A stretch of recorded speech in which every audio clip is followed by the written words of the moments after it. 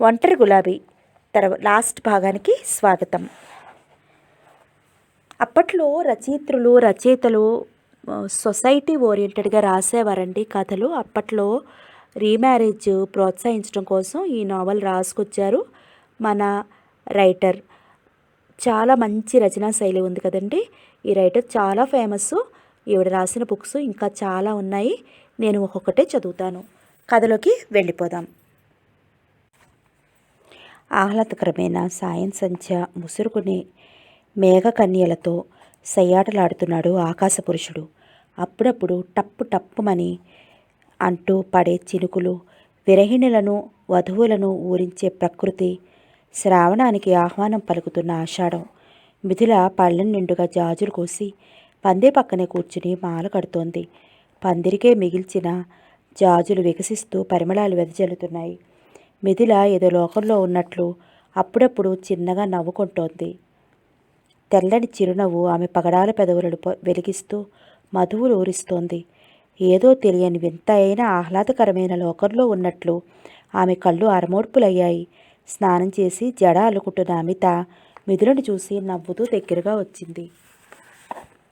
తలంటుకుని పొడిలాడుతూ గాలి కదులుతున్న జుట్టును చూస్తూ ఓహో, ఈవేళ శుక్రవారం కదూ అనుకుంది అమిత.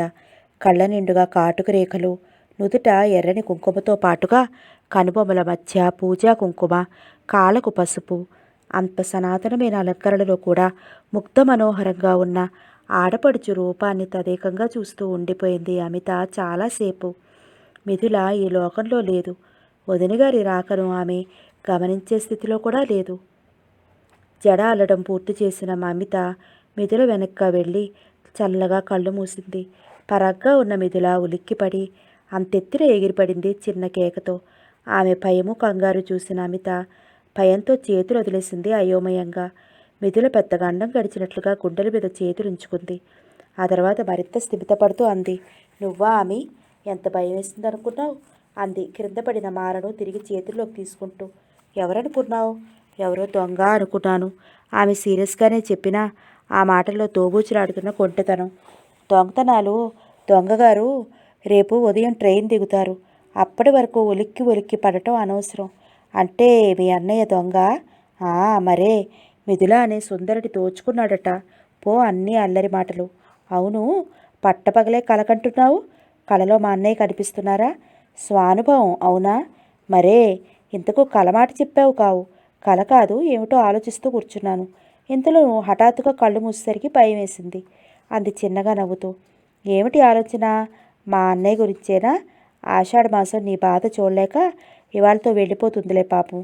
ఆషాఢమాసం నా కోసం వెళ్ళిపోతుందా? వెళ్ళిపోకపోతే ఉండిపోమను. మధ్య నాకే ముసిముసి నవ్వుల మధ్య అంది మిథుల. ఏదో నీ బాధ చూడలేక. నాకేం బాధ? పోన్లే, నీకు కాదు మా అన్నయ్యకు, సరేనా? కొంటెగా నవ్వింది అమిత. ఏమో నాకేం తెలుసు, నువ్వంటే అనుభజ్ఞురాలివి. పిచ్చి తల్లి, మేము నీలా మేఘ సందేశాలు చిలక రాయబారాలు సాగిస్తూ నిట్టూర్పుల ఊర్పులు విడుస్తూ ప్రియతమా అంటూ విరహగీతాలు పాడుకున్నాం అనుకుంటున్నావా? మరి చట్టా పట్టాలేసుకుని హాయిగా జూయట్స్ పాడుకున్నాం. అల్లరిగా నవ్వింది అమిత కన్ను గీటుతూ. అమి, నువ్వు మీ పుట్టింట్లో ఉన్నావు కదా? ఆ ఆశ్చర్యంతో కళ్ళు ఇంతెంతలు చేసుకుంది మిథుల. స్నేహితుడు పెళ్ళంటూ చెప్పి మీ అన్నయ్య మా ఇంటికి వచ్చారు. అరే, మీ అమ్మ వాళ్ళు ఏం అనలేదు? ఎలా రానిచ్చారు? అనాచారం అంటూ అమ్మ మొత్తుకునేది. కానీ అల్లుడు ముందు ఏమనేందుకు ధైర్యం లేదు. ఇలా కాదని ఇద్దరం వారం రోజులు జాలీ ట్రిప్ వేసుకున్నాం. అమి, నిజంగా నీకు చాలా ధైర్యం. లేకపోతే నీలాగేనా? మీ అన్నయ్య ప్రతి ఉత్తరంలోనూ రాస్తున్నారు, అను నేను వస్తాను, లేకపోతే ఎటైనా వెళదామంటూ. మరి ఇంకే జామ్ అంటూ చెక్కేక ఈ వేడి నిట్టూర్పులు, ఈ పగటి కళ్ళు తప్పేవిగా. అమిత వింతగా చూస్తూ ఉండిపోయింది మిథుల వంక. భార్యాభర్తలు, ఇందులో అంత నేరమేముంది?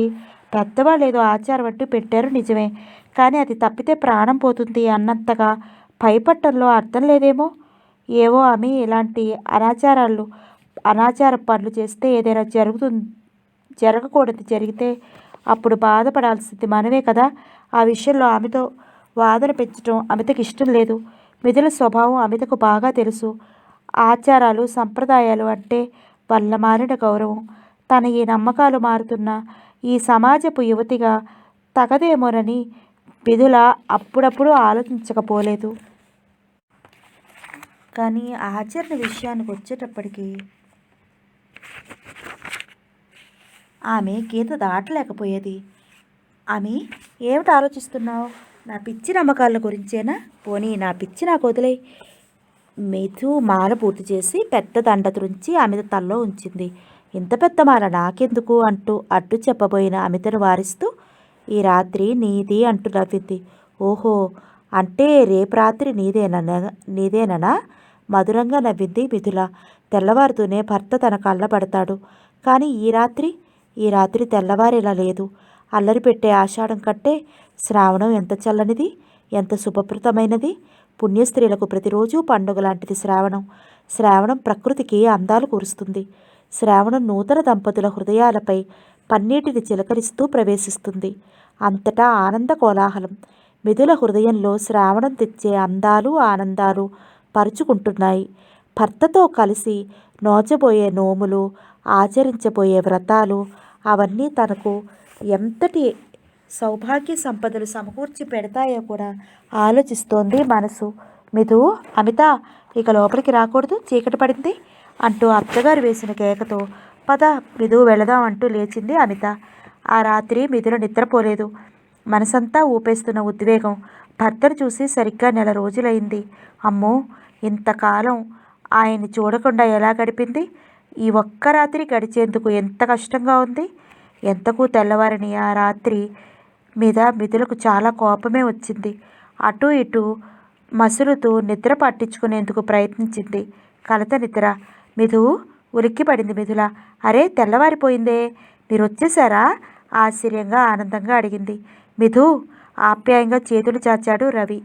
ఆ చేతుల్లో ఇమిడిపోయింది మిథుల. తనువుల అల్లికతో పాటు పెదవులు ఏకమయ్యాయి. ఊహలకు అందని ఆనందం, ఊపిరి ఆడని ఆవేశం. మిథునలకు ఊపిరి ఆడలేదు. ఉక్కిరి బిక్కిరి చేస్తున్న అతడి బిగి కౌగిలి ఉక్కిరి బిక్కిరి అయిపోతూ పెనుగులాడింది. అంటే పూర్తిగా మెలకు వచ్చింది మిథుల. ఆయాసపడుతూ కళ్ళు తెరిచింది. రవి ఏడి? అంత కలన్నమాట. కలను తలుచుకుని సిగ్గుపడిపోయింది మిథుల. కల నిజమయ్యేందుకు ఇక ఎంతో వ్యవధి లేదు. మిథుల లేచి టైం చూసింది. 3 గంటలు. ఆ రోజు ఇంట్లో అందరికంటే ముందుగా లేచిన మిథులను చూస్తూ కొంటిగా నవ్వింది అమిత. నిద్ర పట్టలేదా? సిగ్గులు మొగ్గలా ముడుచుకుపోయిన మిథుల జవాబు చెప్పకుండా సిగ్గుగా నవ్వేసింది. వినయ్ లేచి బావుగారిని రిసీవ్ చేసుకునేందుకు తయారయ్యాడు. స్కూటర్ తీసి వాకిట్లో పెడుతున్న అన్నగారి వంకే చూస్తోంది మిథుల. మిథు, మీ ఆయన్ని ట్రైన్ దిగుతూనే నిమిషాల మీద తెచ్చి నీ ముందుంచే పూచి నాది, సరేనా? వినయ్ చెల్లెల్ని ఆట పట్టించాడు. త్వరగా వెళ్ళండి, ట్రైన్ వచ్చే వేళయింది అమిత హెచ్చరించింది. ఆ మాటే మిథులకి చెప్పాలని ఉన్న సిగ్గుచేత చెప్పలేకపోయింది. మీ అన్నగారేవి తప్పిపోలేవోయ్. ఈ మాట మిథులకు రుచించలేదు. వినయ్ స్కూటర్ స్టార్ట్ చేసి దూసుకుపోయాడు. వెడుతున్న అతన్ని కనుచూపు దాటిపోయే వరకు చూస్తూ ఉండిపోయారు అమిత మిథుల. అన్నయ్య ఇంకా రాలేదు? వినయ్ వెళ్ళిన 2 గంటల నిరీక్షణ తర్వాత మరి ఆగలేక అంది మిథుల. కాలు కాలిన పిల్లిలా ఇంట్లోకి బయటికి తిరుగుతున్న మిథులను ఒక వంక ఆటలు పట్టిస్తూనే అమిత కూడా ఎదురు చూస్తోంది రావాల్సిన ఇద్దరి కోసం. మరో 2 గంటల తర్వాత తెలిసింది కబులు. వినయ్ నడుపుతున్న స్కూటర్కి యాక్సిడెంట్ అయింది. పిడుగుపాటు వంటి వార్త వింటూనే నిశ్చేష్ట అయిన అమిత తాను వింటున్నదేమిటో అర్థం కానట్లు వింటూ ఉండిపోయింది. ఈ విషయం మిథుల వరకు రాకముందే హడావుడిగా బయలుదేరి బయటికి వెళ్ళారు అమిత మామగారు. మరి 2 గంటల తర్వాత ట్యాక్సీలో ఇల్లు చేరిన 2 శవాలను చూస్తూ కెవ్వును అరుస్తూ స్పృహ తప్పిన మిథుల ఆ తర్వాత 3 రోజుల వరకు స్పృహలోకి రాలేదు. గడిచిన దినం ఆ సమయానికి కళకళలాడుతున్న ఆ ఇల్లు శోకానికి దుఃఖానికి మరో రూపుగా మారిపోయింది. ఎవరిని ఓదార్చాలో ఎలా ఓదార్చాలో తెలియని పరిస్థితి. బంధువులందరికీ టెలిగ్రామ్లు వెళ్ళాయి. ఒకే ఇంట్లో ఏకకాలంలో 2 దారుణమైన మరణాలు. చూసేవాళ్లకు వినేవాళ్లకు కూడా మతి చలించే మరణ వార్తలు. మృత్యుదేవతకు విచక్షణ ఉండదు. అంతులేని దుఃఖ విషాదాల మధ్య రవి వినయ్ల అంత్యక్రియలు ముగిశాయి. పిచ్చి చూపులు చూస్తూ గోడ కంటుకుపోయిన కోడల్ని చూస్తుంటే శాంతమ్మ గారికి పేగులు కదిలిపోయేవి. కొండంత దుఃఖాన్ని తనలో ఇముడ్చుకుని మిథులకు అమితకు ధైర్యం చెప్పింది. ఒకేసారి 2 శవాలు కదిలిన ఆ ఇంటి వాతావరణం విషాదంలో పరాకాష్ఠం చేరుకుంది. చెట్టంత కొడుకును పోగొట్టుకున్న తల్లిదండ్రులు, జీవన సహచరులను కోల్పోయిన భార్యలు ఆ ఇంటి ఆ ఇంట కదిలే శవాల్లా తిరుగుతుంటే ఆ ఇల్లు శ్మశాన ప్రశాంతత అలుముకుని భీతావహంగా ఉంది. కర్మకాండలన్నీ ముగిసిన వెంటనే పుట్టెడు దుఃఖాన్ని మోసుకుని తిరుగు ప్రయాణమైంది శాంతమ్మ గారు. అమిత తల్లిదండ్రులు కూడా ప్రయాణమయ్యారు. అంతవరకు లోపల కుమురుతున్న అసలు సమస్య అప్పుడు బయటకొచ్చింది. భర్తలు పోగొట్టుకున్న అమితా మిథుల ఎక్కడుండాలి? ఆస్తిపాస్తుల వివరాలు ఏమిటి? వాళ్ళ ముందు జీవితం ఏమిటి? అన్న ప్రశ్నలు, వాటికి అనుబంధ ప్రశ్నలు, పరిష్కారం కోసం చర్చలు. అమితా మిథుల పెద్దల చర్చలను వింటున్నారు, గాజు కళ్ళతో చూస్తున్నారు. అయితే వాళ్లకు తాము వింటున్నదేమిటో మాత్రం తెలియడం లేదు. ఇందులో అంతా ఆలోచించాల్సింది ఏముంది వదిలి గారు? తలచెడిన ఆడపిల్ల ఎలాగూ పొట్టింటికే చేరుతుంది. చెట్టు కాయ బరువా? మా పిల్ల మాకు బరువు కాదు కదా, కొంగుతో కళ్ళొత్తుకుంటూ చెప్పింది మిథుల తల్లి వరలక్ష్మి. చెట్టంత కొడుకును పోగొట్టుకున్న ఆ తల్లి కొడుకును పోగొట్టుకున్నందుకే దుఃఖపడాలో, పండంటి కూతురి జీవితం బుక్కిపాలైనందుకే ఏడవాలో అర్థం కాక ఆ పరిస్థితిలో శోకదేవతలా ఉంది. వదిన గారు, జరగరాని ఘోరమే జరిగిపోయింది. ఏదో మనం అనుకుంటాం కానీ మన చేతుల్లో ఏమీ లేదని, ఆ పైవాడు ఆడించినట్టు ఆడేవాళ్ళమేనని. ఇదిగో ఇలాంటి విషాదాలే తీర్పులు చెప్తూ ఉంటాయి. రవి నాకొక్కగానొక్క కొడుకు. వాళ్ళ నాన్న పోయి ఒంటరిదాన్ని చేసినప్పుడే నా గుండె పగిలిపోకుండా రాయిలా ఉంది. చెట్టంత కొడుకు కళ్ళ ముందు పిడికెడు బూడిదలా మారినప్పుడు రాయిగానే ఉంది. అమ్మా మిథు, ఇక నుంచి నీకు ఇది పుట్టిల్లు, అది పుట్టిల్లే. నీకు ఎక్కడ ఇష్టమైతే అక్కడ ఉంటు తల్లి. ఎవరు గాని ఏమ ఏమ ఏమిచ్చి ఏం చేసి నీ బాధను పోగొట్టగలం? నువ్వెక్కడున్నా ఎలా ఉన్నా నాకు నా కొడుక్కి అంటూ ఉన్న ఆస్తిపాస్తులన్నీ నీకే చెందుతాయి. వదిన గారు, ఆ విషయంలో నన్ను నమ్మండి. మిథు నా బిడ్డ, నా బిడ్డను నేను అన్యాయం చేయను. మిథుకు ఎక్కడ ఉండాలనిపిస్తే అక్కడే ఉండనివ్వండి. కన్నీళ్లతో తన ఉద్దేశం చెప్పింది శాంతమ్మ గారు. శాంతమ్మ గారి మాటలు అక్కడ ఉన్న చిన్న పెద్ద అందరికీ నచ్చాయి. అందరూ మిథుల పుట్టింట్లోనే ఉండిపోతుందనే నిర్ణయానికి వచ్చారు. కానీ అత్యంత ఆశ్చర్యంగా మిథుల పెదవి విప్పింది. అమ్మా, నేను మా అత్తగారితో వెళ్ళిపోతాను. వినరానిదేదో వింటున్నట్లుగా ఆ గదిలో ఒక క్షణం భయంకరమైన నిశ్శబ్దం ఆవరించింది. వెళ్ళు తల్లి, వెళ్ళు. నీకు అత్తగారే అమ్మ అనుకుంటే అలాగే వెళ్ళు అంది తల్లి. ఆమె స్వరంలో దుఃఖంలో మార్పు ఆమె స్వరంలో దుఃఖంతో పాటు రవంత నిష్ఠూరం కూడా ఉంది. శాంతమ్మ గారి కళ్ళు జలజలా వర్షించాయి. దుఃఖము ఉద్వేగము ఆపుకోలేని ఆవిడ పెద్దగా ఏడ్చేశారు. మరోసారి ఆ ఇల్లు ఒక శోకపు వెల్లువలో మునిగిపోయింది. నా ఒంటరి జీవితానికి బిధు ఆలంబన. భర్త కొడుకు తనను అన్యాయం చేసిన కోడలు తన జీవితానికి చిరుదీపంలా వెలిగింది. ఇది శాంతమ్మ గారి హృదయం. అమితను మేము తీసుకెళ్తాం వదిలిగారు అంది సుగుణమ్మ ముక్కు చీదేస్తూ. కళ్ళు తుడుచుకుందే తప్ప మరో మాట మాట్లాడలేదు వరలక్ష్మి. తలచెడిన ఆడపిల్లను అత్తవారింట్లో కంటే కూడా పుట్టింట్లోనే ఎక్కువ ఆదరణ లభిస్తుందనే తన అభిప్రాయాన్ని చెప్పి అమితను ప్రయాణం చేయించింది. ఏ విషయం ఆలోచించేందుకు కానీ పట్టించుకునేందుకు కానీ స్వాభావికమైన మనస్థితి లేని అమిత అన్యమనస్కంగానే అన్నీ వింది. కానీ అవేవి ఆమె మెదడు వరకు చేరలేదు. ప్రయాణం కమ్మంటూ తల్లి చెప్పడంతో ప్రయాణమైంది. మధురమైన గతాన్ని, చేదు అనుభవాలను, అంతులేని విషాదాన్ని, అనిశ్చితమైన భవిష్యత్తును మోసుకుంటూ అమిత తల్లిదండ్రులతోనూ మిథుల అత్తగారితోనూ ప్రయాణమయ్యారు. చివరి డివిజన్లో అమిత మిథుల ఒకరినొకరు పెనవేసుకుని హృదయ విదారకంగా ఏడ్చారు. మాటలకు ఓదార్పులకు అందరి దుఃఖం. ఒకరినొకరు ఓదార్చుకోలేని శోకపు వెల్లువ. ఆనందాలకు శాశ్వతంగా సమాధి చెప్తున్నట్లుగా ఆ ఇల్లు మూగపోయింది.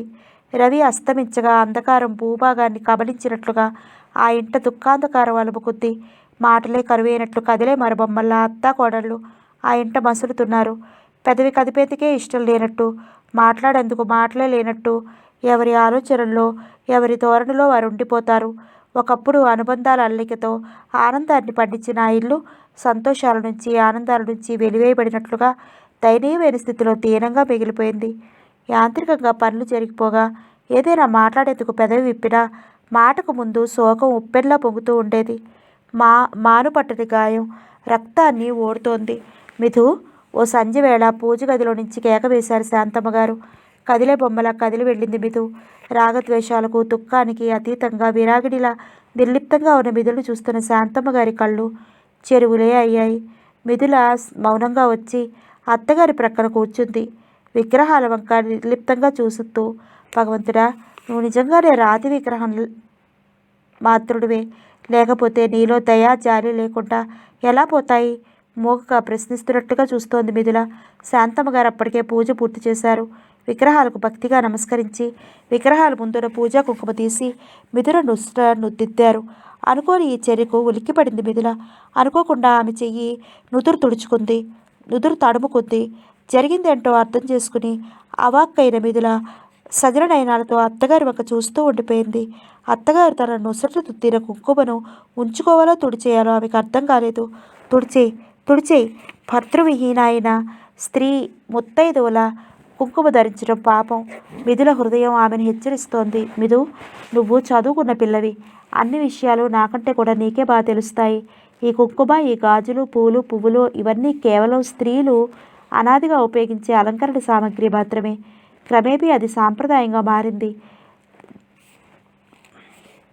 నైష్టికులు వాటికి పవిత్రత ఆపాదించారే తప్ప స్వతసిద్ధమైన పవిత్రత అందులో లేదు. భర్త చనిపోతూనే స్త్రీ ఖచ్చితంగా అవన్నీ తొలగించుకుని బ్రతుకు నిస్సారంగా చేసుకోమని ఏ శాస్త్రాలు చెప్పడం లేదమ్మా. సమాజం స్త్రీని కొంతకాలం అలా నిర్బంధించిన మాట వాస్తవమే. క్రమేపీ కాలం మారుతోంది. చెట్టంత కొడుకుపోయినా గుండెలు రాయి చేసుకున్నాను మిథు. కానీ నిన్ను ఇలా చూస్తూ నేను భరించలేనమ్మా మిథు. నువ్వు నా కోడలివి కాదు. నా బిడ్డకి ఇంకా పెళ్లి కాలేదు. అంతే, అంతే. దుఃఖోద్వేగంతో శాంతమ్మ గారి కళ్ళు వర్షించాయి. మిథు, ఒక విషయం చెప్పడానికి ఆచరించడానికి చాలా వ్యత్యాసం ఉంటుంది. అందుకే నేను చెప్పిందే చేయదలుచుకున్నాను అంటూ శాంతమ్మ గారు చూపుడు వేలుతో ఇంత కుంకుమ తీసి పాలబాగాన దిద్దుకున్నారు. అప్పటి వరకు మౌనంగా శ్రద్ధగా ఆలోచనగా అత్తగారు చెప్తున్నదంతా వింటున్న మిథుల ఈసారి కళ్ళు పెద్దవి చేసి అమితాశ్చర్యంతో ఆమె వంక చూస్తూ ఉండిపోయింది. శాంతమ్మ గారు అంతకుముందే తెప్పించి ఉంచిన గాజులు మిథుల చేతికి తొడుగుతూ, మిథు, నువ్వు ఎప్పటికీ ఇలాగే నిండుగా ఉండాలని ఈ తల్లి హృదయం కోరుతోంది తల్లి అంది. ఇష్టం కానీ అయిష్టం కానీ అంగీకారం కానీ అనంగీకారం కానీ ఎలాంటి భావము వెలువడని నిర్లిప్తమైన చూపులతో బొమ్మలా ఆమె వంక చూస్తూ ఉండిపోయింది మిథుల. మిథు, నీ జీవితం తిరిగి చిగురింప చేసుకునేందుకు ప్రయత్నించు. అందుకు నా సహాయం నీకు ఎప్పుడూ ఉంటుంది. మూగపోయిన మిథుల హృదయం ఒక్క క్షణం స్పందించింది. ఆందోళన, ఆశ్చర్యము, సంభ్రమము నిండిన కంఠాన్ని పిగుల్చుకుని అత్తయ్య అని మాత్రం అనగలిగింది. అవును మిథు, అత్తయ్యను, అమ్మను చెప్తున్నాను. 2 పదులు నిండని నీ నిండు జీవితం సాంప్రదాయాల పేరుతో మోడుగా మిగిలిపోకూడదు. నువ్వు పచ్చగా నిండుగా పిల్లా పాపలతో కళకళలాడుతూ నా కంటి వెలుగు కావాలి. మిథు, రేపే నువ్వు ఎంఎస్సికి అప్లికేషన్ వేయి. ఆప్యాయంగా తన తల నిమురుతూ అత్యంత వాత్సల్యంగా చెప్తున్న అత్తగారి వంక చూస్తూ నిరుత్తరయింది విమల. మిథు, అప్లికేషన్ వేస్తావు కదూ? అత్తయ్య, ఇప్పుడు నాకు చదువా? మిథు, నీ వయసు ఎంత? 20 కూడా నిండలేదు. నీ వయసు పిల్లలు నీకంటే పెద్దవాళ్ళు కూడా చదువుకుంటున్నారు. నువ్వు మాత్రం ఎందుకు చదువుకోకూడదు? నా మనస్థితి చదువుకునేలా లేదత్తయ్య. ఈ స్థితిలో నేనెలా చదవగలను? మిథుల కళ్ళు జలజలా వర్షించే. శాంతమ్మ గారు మిథుల తల ఆప్యాయంగా నిమురుతూ కొన్ని క్షణాలు మౌనంగా ఉండిపోయారు. తమ దుఃఖాన్ని తమలోనే ఇముడ్చుకునే ప్రయత్నంలో, మిథు, ఒంటరితనం విషాదాన్ని పెంచుతుందే కానీ తగ్గించదమ్మా. పోయిన వాళ్ళతో ఎవరూ పోలేరు. వాళ్ళు పోయినా ఉన్న వాళ్ళకి ఇంకా జీవితం ఉంటుంది. మనసుకు నచ్చిన వ్యాపకం కొంతవరకు విషాదాన్ని దూరం చేస్తుంది. కాలం గాయాన్ని మాన్పుతుందమ్మా. అదే నిజం కాకపోతే మానవ మనుగడే అసాధ్యమై ఉండేది. మిథుల ఆలోచిస్తోంది. తాను రవిని మర్చిపోగలుగుతుందా? అతని కోసం దుఃఖపడకుండా ఉండగలుగుతుందా? అత్తయ్య కోరినట్లు నూతన జీవితాన్ని ఆహ్వానించగలుగుతుందా? ఆమె మనసు వెంటనే జవాబు చెప్పింది. అసంభవం. అత్తయ్య కోరిక మేరకు తనలోని ఆ దుఃఖపు వెలు నుంచి బయటపడేందుకు చదువుకుంటుందేమో కానీ రవికి అర్పించిన ఈ శరీరాన్ని మరొకరికి అర్పించగలదా? రవితోడితే జీవితంగా జీవించిన తను మరొకరిని తన జీవితంలోకి ఆహ్వానించగలదా? చిచి, ఆ ఊహే ఇంత జుగుప్సాకరంగా ఉందే. ఆ జీవితాన్ని తాను ఎలా భరించగలదు? శాంతమ్మ గారు పూజ మిగించుకుని మిథులకు ఆలోచించుకోవడానికి అవకాశం ఇస్తున్నట్లుగా ఆమెను పూజ గదిలో ఒంటరిగా వదిలి బయటకు వచ్చేశారు. మానవత్వమే మతము, సత్యలమే సాంప్రదాయము, మంచితనమే మానవీయమని మనసావాచ కర్మణ నమ్మి ఆదరించగలిగే ఉత్తమురాలైన అత్తగారిని గురించి, ఆమె మంచితనము, విశాల హృదయాన్ని గురించి ఆలోచిస్తూ ఉండిపోయింది మిథుల. దైవం అంటూ ఈ రాతి బొమ్మలకు పడి మొక్కుతారు మనుషులు, కానీ నిజంగా నమస్కరించవలసినది మనలోనే ఉంటూ మనం తెలుసుకోలేని ఇలాంటి దేవతామూర్తులకే అమ్మ అమితను ఇలా ఆదరించగలదా? అమిత పునర్వివాహం చేసుకుంటానంటే అత్తగా అమ్మగా హృదయపూర్వకంగా సంతోషించగలదా? అమ్మ ఒక్కనాటికి ఒప్పుకోదు. మిథిల ఎంఎస్సికి అప్లై చేసింది. కూర్చున్నా నుంచున్నా పనిలో ఉన్నా ఎలా ఉన్నా రవి తలపులు ప్రతిక్షణం ఆమె కళ్ళను నీళ్లతో నింపేవి. పుస్తకం తెరిచి కూర్చుంటే పుస్తకంలో అక్షరాలకి బదులుగా నవ్వుతున్న రవి, తనను ఆటలు పట్టిస్తున్న రవి, తనను అల్లరి పెడుతున్న రవి, తనను లాలిస్తున్న రవి, హాస్పిటల్లో పోస్ట్మార్టం తర్వాత తెల్లటి గుడ్డలలో చుట్టబడిన రవి కళేబరం, ఇంకా అనేక రూపాల్లో రవి రవి రవి, తన చుట్టూ రవి, తనలో రవి, తన ప్రపంచమే రవి. మరి ఈ చదువు ఎలా సాగుతుంది? అల్లరి రవితో కలిసి స్వప్నావస్థలో నవ్వుకుంది మిథుల. వాస్తవంలోకి వస్తూనే కళ్ళల్లో నీళ్లు నిండుకునేవి. తనను ఆటలు పట్టిస్తున్న రవిని కోపంగా కసురుకునేది. ఊహల్లో రవిలేని వాస్తవ ప్రపంచంలోకి వస్తూనే తన మీద తనకే కోపం వచ్చేది. రవిలేని ప్రపంచంలో ఇంకా బ్రతుకుతున్నందుకు. చివరి సమయంలో అచేతనంగా పడి ఉన్న రవిని తలుచుకుని కుబిలి ఏడ్చేది. అందమైన తన రవి శరీరాన్ని పోస్ట్మార్టంలో నిర్దాక్షిణ్యంగా ఛేదించి తెల్ల బట్టల్లో చుట్టి నేల మీద పెట్టిన దృశ్యాన్ని తలుచుకుని జాలితో దుఃఖంతో కరిగి నీరైపోతూ ఉండేది. చదువులో ప్రవేశించిన కొంచెం కూడా మార్పు రాని కోడలి వైఖరి చూసిన శాంతమ్మ గారు బాధగా నిట్టూర్చేవారు. సాధ్యమైనంత వరకు మిథులని సంతోషంగా ఉంచేందుకు వ్యర్థ ప్రయత్నాలు చేసేవారు. కొంతమంది తన దుఃఖాన్ని తనలో ఇముడ్చుకుని తన సుఖం కోసం తన సంతోషం కోసం తపిస్తున్న అత్తగారిలో మిథుల దేవతే కనిపించేది. అత్తగారిని సంతోషపరిచేందుకు తృప్తిపరిచేందుకు సాధ్యమైనంత వరకు తనలోని దుఃఖాన్ని తనలోనే దాచుకోవడానికి ప్రయత్నించేది. కొండంత తన దుఃఖాన్ని తనలోనే ఇమిడ్చుకుని తన సుఖం కోసం తన సంతోషం కోసం తపిస్తున్న ఆ అత్తగారి కోసం. కానీ మాటకు ముందు రుద్ధమయ్యే కంఠం, సజలాలయ్యే కన్నులు ఆమెను ప్రతిసారి పట్టించేవి. తను ఎంఎస్సి చదువుతున్న విషయం, అత్తగారి మంచితనము, తనలోని మానని గాయము దుఃఖము వివరంగా రాస్తూ, అమిత నువ్వెలా ఉన్నావు? ఒక్క బోట్లో ప్రయాణించే దుఃఖజీవులం మనం. ఆప్తుడైన సోదరుణ్ణి, ప్రియమైన భర్తని ఒకేసారి పోగొట్టుకున్న నేను నీకేమని ఓదార్పునివ్వగలను అంటూ ఆమె అమితకు ఉత్తరాలు రాసింది మిథుల. దానికి జవాబుగా అమిత పెద్ద ఉత్తరమే రాసింది. మిథు ఎలా ఉన్నావు అని రాయినా ఎలా ఉంటావో నాకు తెలుసు. నువ్వు రాసినట్లు మనిద్దరం ఒకే బోట్లో ప్రయాణం చేస్తున్న దుఃఖోపజీవులు. ఇలా ఒకరికొకరు ఓదార్చుకుంటూ పోవలసిందే. మిథు ఎంఎస్సిలో చేరి చాలా మంచి పని చేసావు మిథు. మీ అత్తగారు నువ్వు రాసినట్లు నిజంగా దేవతామూర్తి. సంఘం ఎంత మారిందనుకున్నా మనం ప్రగతి పదిలో ప్రయాణిస్తున్నామని ఎంతగా వెర్రవేగినా ఇవన్నీ పై మెరుగులే తప్ప నిజమైన మార్పు రాలేదు, ఇప్పటిలో రాదు. అభివృద్ధి చెందినది నాగరిక దేశము అని ప్రపంచమంతా గొంతెత్తి చాటుతున్న బ్రిటన్లో సైతం కాబోయే యువరాణి లేడీ డయానాకు సభ్య సమాజపు ప్రతి స్త్రీ పురుషుడు తల వంచుకోవలసిన కన్యత్వ పరీక్ష తప్పలేదు. ఇక భారతదేశం అనగా ఎంత? మనం జీవిస్తున్నది అనుయుగంలోనైనా మన నరాల్లో జీర్ణించుకుపోయిన సనాతన ఆచారాలు సాంప్రదాయాలు మాత్రమే మన మనుగడకు ఆధారభూతమయ్యాయనేది మాత్రం చేదు నిజం. మిథు ఏమిటి సోది అని విసుక్కుంటున్నావా? నేనెలా ఉన్నానని రాయను మిథు. ఒక చిన్న సంఘటన రాస్తాను, దాని ఆధారంగా నేనెలా ఉన్నానో ఊహించుకో. తమ దుఃఖాన్ని తమలోనే ఇముడ్చుకుని నలుగురితోనూ నవ్వాలి అనేది ఆరోగ్యవంతమైన సిద్ధాంతం. నిండు ఇంట్లో ఏడుపు ముఖం ఏమిటి అనే వాదుకు ఆస్కారం ఇవ్వరాదనేదే నా సిద్ధాంతం. తమ్ముడు వేణు ఇప్పుడు నాకు తోడు నీడ. ఏం చేస్తే ఎంత సంతోషంగా ఉంటుందో అనేదే వాడి ఆలోచన. వాడి భార్య వాడి చిన్న మనస్సుకు సంతోషపెట్టడం.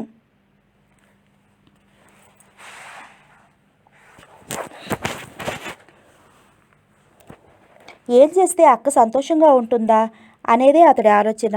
వాడి ధ్యాస. వాడి చిన్న మనసును సంతోషపెట్టడం నా కనీస ధర్మం. అక్క, గీతలో మంచి సినిమా వచ్చింది పదవే. తమ్ముడు మొండి పట్టుదలతో బయలుదేరదీశాడు. ప్రయాణం కాక తప్పలేదు. తలచిడిన పిల్ల ఏదో కృష్ణారామ అంటూ ఎక్కడో పడుండక సినిమాలు షికారులు అంటూ ఈ తిరుగుళ్ళేమిటి? ఎవరైనా ఏమైనా అనుకుంటారని ఇంగితవేనా లేకుండా వేణు కావలిస్తే నువ్వు వెళ్ళు. మిదు, ఇవెవరి మాటలు తెలుసా?